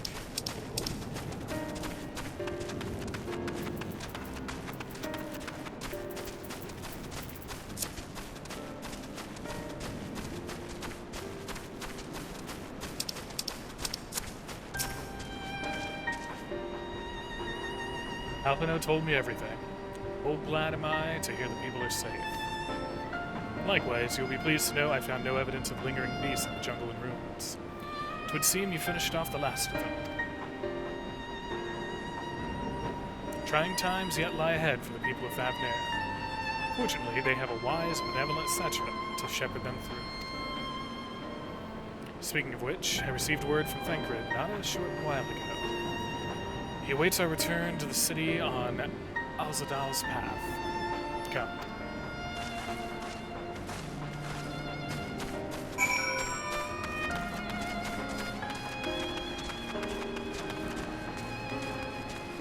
Oh no, Barius, did you buy the cheap ones?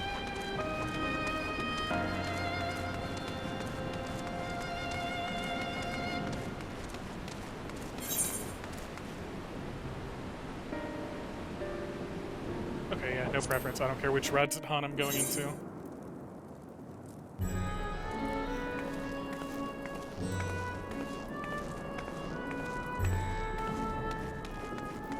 Yeah, speaking of, that reminds me, how is our Free Company doing? Just haven't been here in quite a while.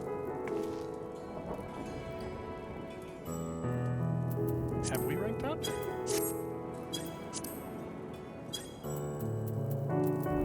Where's the... Oh yeah, there we go. Oh, I think we have.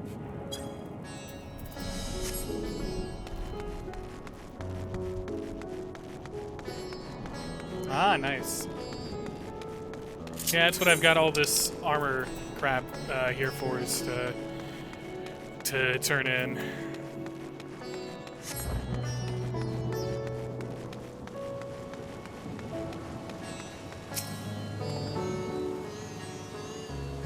It's good to see you safe. Given the skies, 'tis all too easy to forget the worst. I'm pleased to report that we succeeded in quelling the threat here in the city. The beasts have all been felled, and the citizens are safe for now. Also heard from the Radiant that an important proclamation will be made in the city square. But they said no more than that. Might you have any idea what this is about? So Vitra is finally coming out from behind the curtain. I suppose we too should hear what he has to say. So we can do that then. But before that, it appears that word of the assembly has not yet reached all the citizens. If anyone along the way seems unaware, we pass it lightly.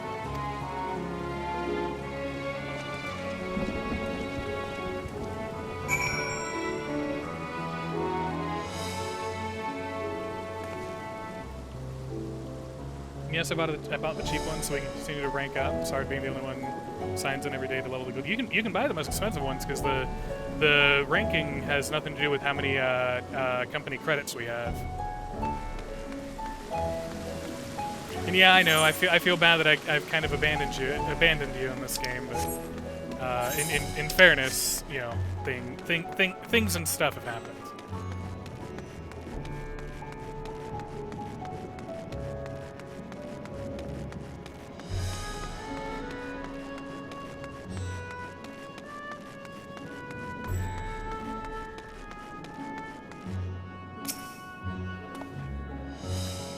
Beasts all gone?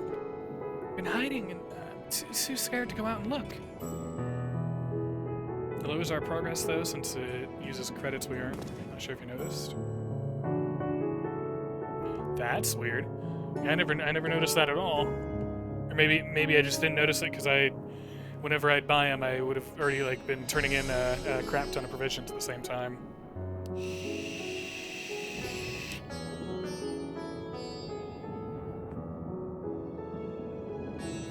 That's a relief.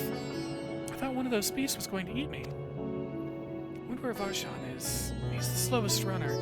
I hope he got away. He could be with the other people from the palace. Maybe I'll see him in the square.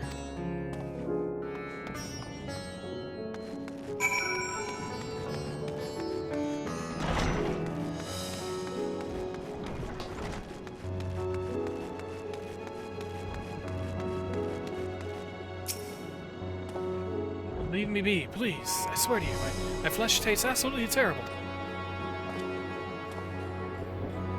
Oh, gods, what are you doing scaring me like that? If we're not quiet, those beasts will find us.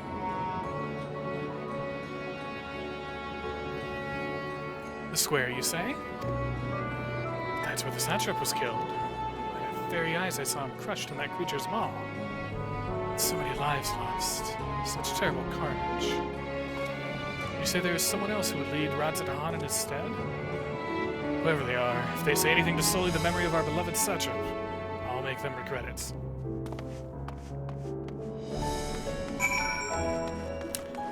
Pretty sure you're okay, bud.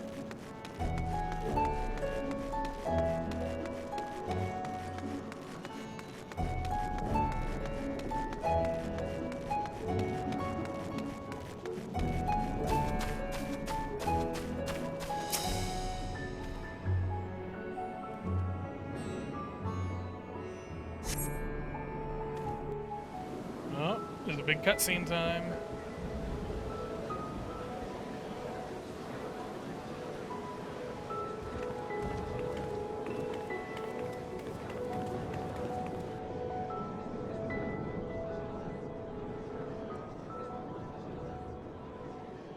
Look!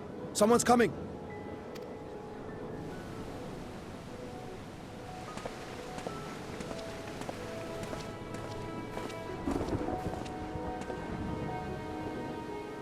People of Razathan, it warms my heart to see so many brave, resilient souls before me. Today, I would share with you a great revelation. But before I do, I must make a humble request. Do not be alarmed, nor avert your eyes. See the one iron veil for who he is, and know that he means you no harm.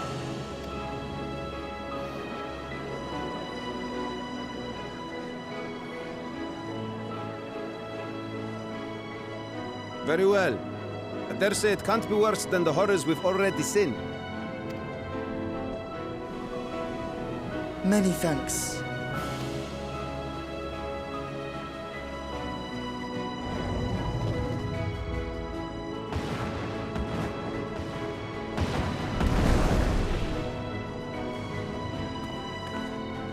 A dragon!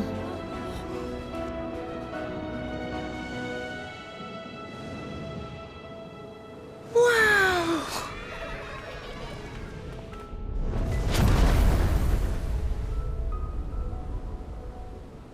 People of Radzathan, I am Vritra, and for years uncounted hath this isle served as mine abode.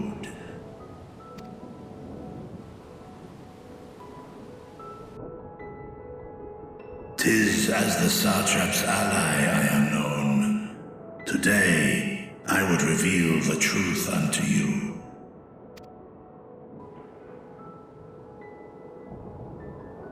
Let us hope they accept him.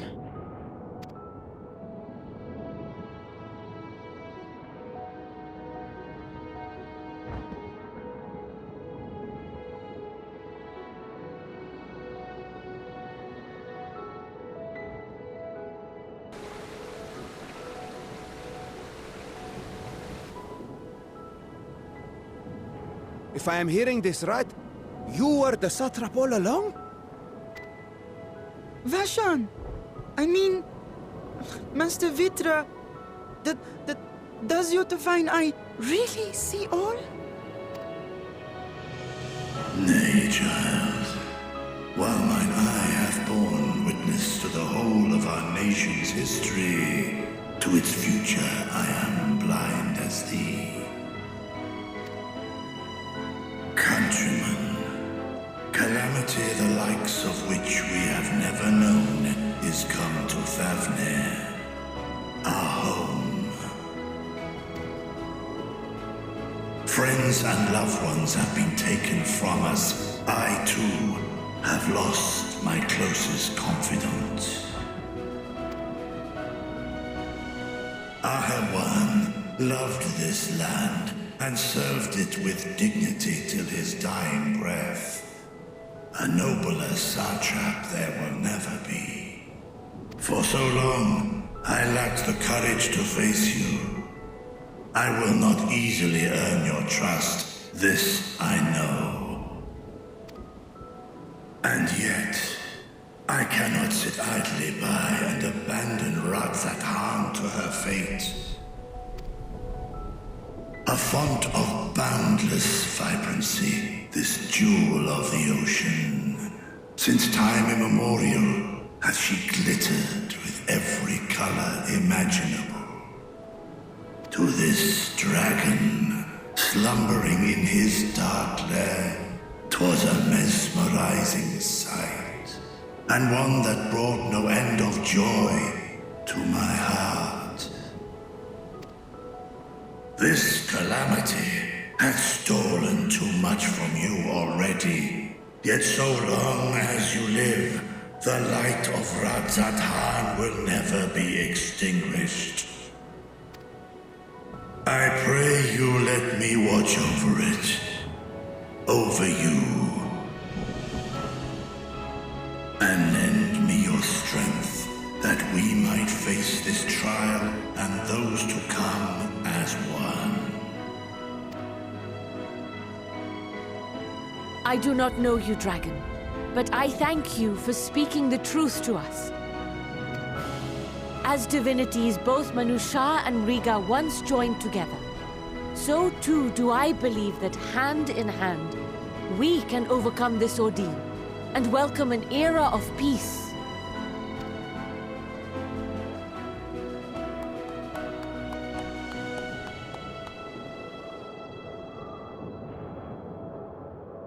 A sight that would have surely brought a smile to Azale's face.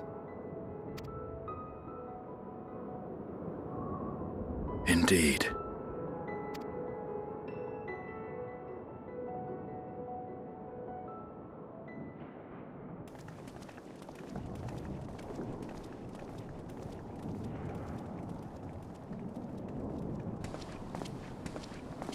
Excuse me, but I must speak with the Satrap at once. Father!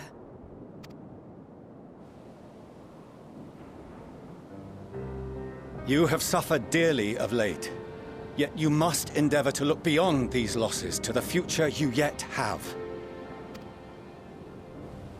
On behalf of the Forum of Sharlayan, I come with a proposal by which you, the people of Radzat-Han, might be saved. I say again, I must speak with your Satrap. I beseech you, take me to him with all possible haste. I am Satrap here. Speak thy proposal. All present shall hear and judge.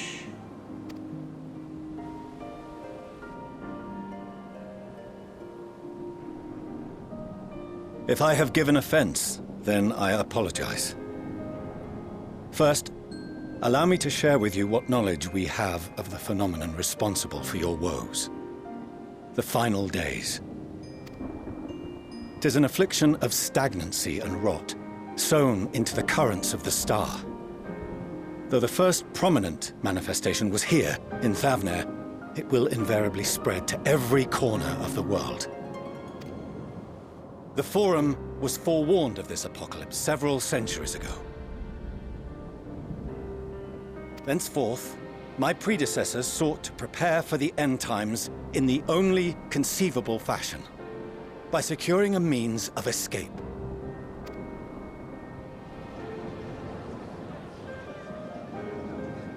Escape the star?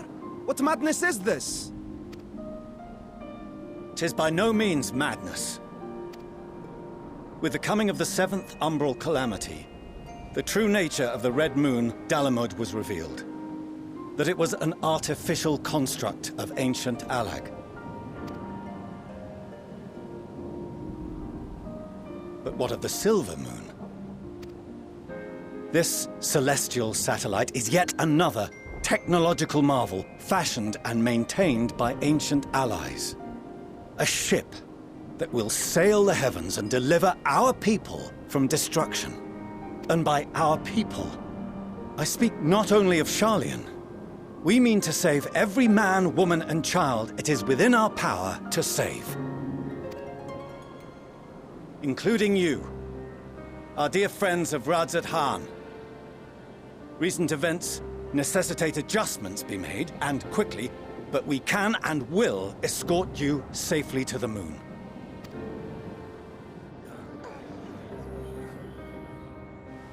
Long has thy Forum been allies to Thavnair. I trust thou dost not extend this offer lightly. Yet I wonder, is this truly the way? Is there a future to be built for us beyond this star our father deemed the last bastion of hope? It is for that very reason I come before you and your people. To answer any and all of your questions. To offer my assurances and allay your fears. Though, if you wish the best for your people, I advise you to render your decision swiftly.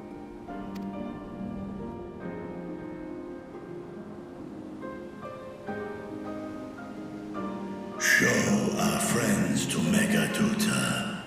They are to be received as honored guests.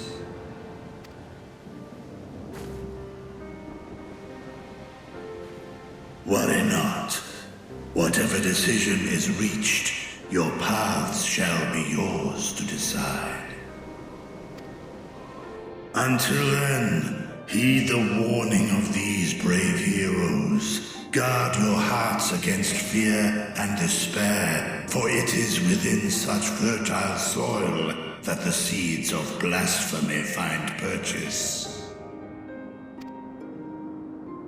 Remain calm and attend to your daily tasks. shall return anon.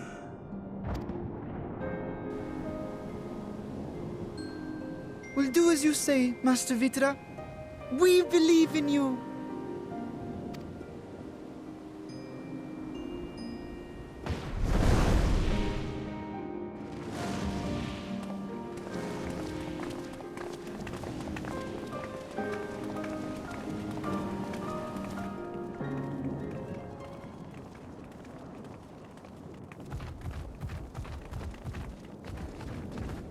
Oh, you're still here. What a relief. Nidana, what's the matter? Has something happened at Palaka's stand? Oh, no, not that I know of. I just hope to hear your thoughts on a theory of mine. All who undergo the transformation are drained of their ether, yes? What is it then that gives these beasts the strength to carry on as they do? Logically, they must be drawing upon an alternate form of vital energy. That put me in mind of our earlier conversation, when I tried to explain the essence which many confuse with ether. Akasha. Yes, I remember. The unseen gift bestowed from on high. An energy influenced solely by emotion. Yes, yes. In this instance, negative ones set Akasha into motion, thereby infusing the beasts with vitality. I posit this as the mechanism by which the beasts are born and sustained. Ah, do you still have that flower?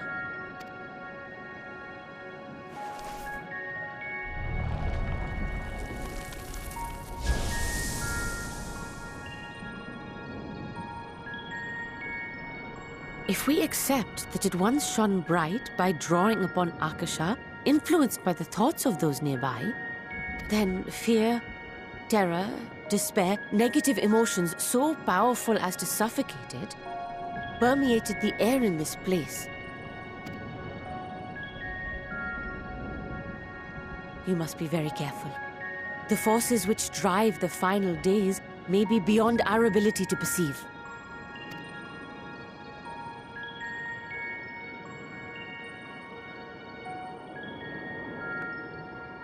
Sorry, I didn't mean to scare you like that. At any rate, I will continue my research into Akasha. Do temper your expectations, however. There are sadly few detailed studies upon which I may draw. Formulating a new theory as you have is itself no small feat. I wish you well in your endeavors, and pray you take care. Thank you. You stay safe as well, yes? Till next we meet.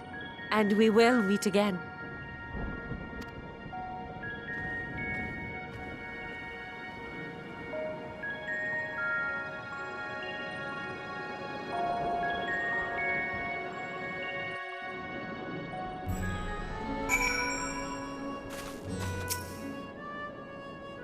Far as we have come, after all the horrors we have seen, there's still so much we do not know about the final days.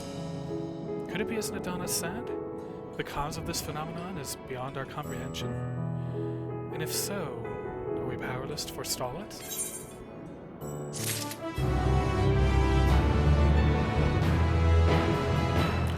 Well, I would hope not. Yeah, no, Parchment, while you were gone, all we really did was chat, and we had to deliver chai tea to villagers, so you didn't really miss much of anything important. You came in right at the beginning of the cutscene in which, Vitra wanted to, wanted to reveal himself to all the people, so you're good there. Yeah. So we got through a pretty big chunk of story tonight. We're gonna raid from here because it's 3 minutes till 9. I need to run in town, get some ice cream for Grandpa, so I can grab something decent to eat. Yeah, we got through. I wouldn't say it's a huge chunk of the story, but we got through what kind of felt like an arc, a little mini arc within the story there. lot of sadness. A lot of sadness, even with some little bits of happy there. I can't believe our flower disintegrated. I wonder if we're going to magically get it back. Because I know that Heidelin had told us that the flower would be a way of measuring how we were doing against the calamity. So I'm wondering if that means that it's going to reform when we're doing good or something like that. I don't know.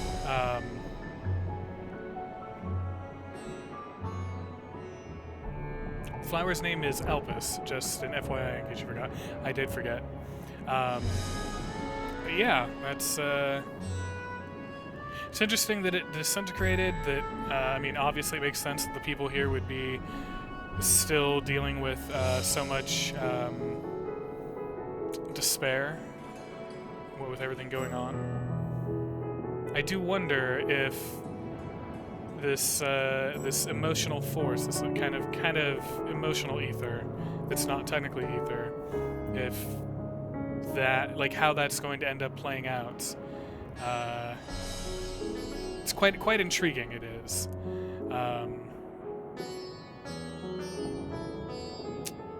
And yeah, I feel like there's going to be another point where we're going to come to head against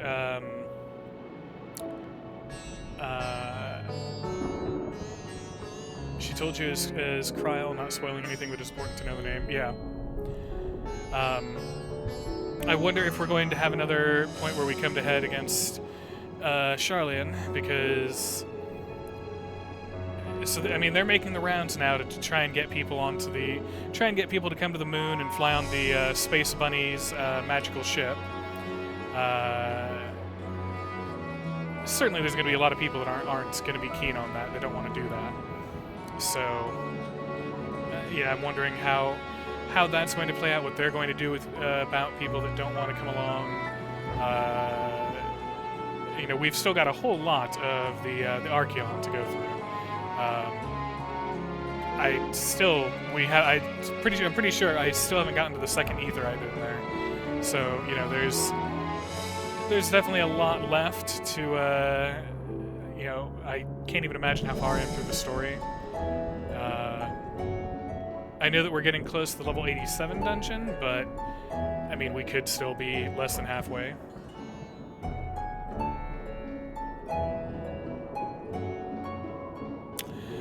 Yeah, Parchment, we're going to be raiding Audie, who is doing the MSQ. No, that doesn't look like MSQ. That looks like potentially what do you call it? Void Arc, maybe. Not sure. Maybe 2 streams. You have a lot catching up still until the next duty. Yeah, and like I say, that's one difficult part. Is oh, come on.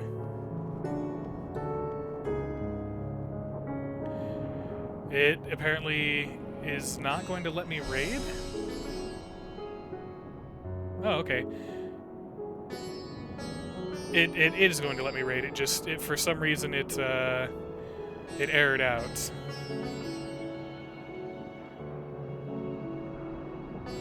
Yeah, from the preview, it looked like they're in the Void Arc raid series, which is fun. It involves pirates and talking cats, and has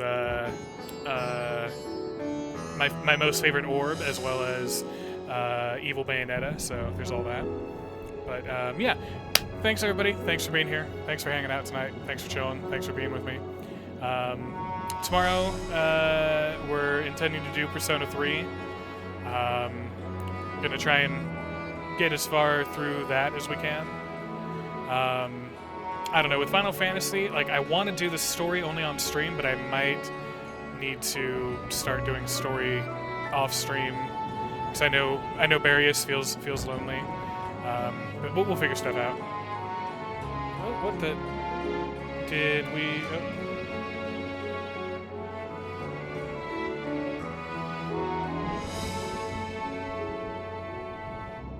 Oh my god, Corrosia!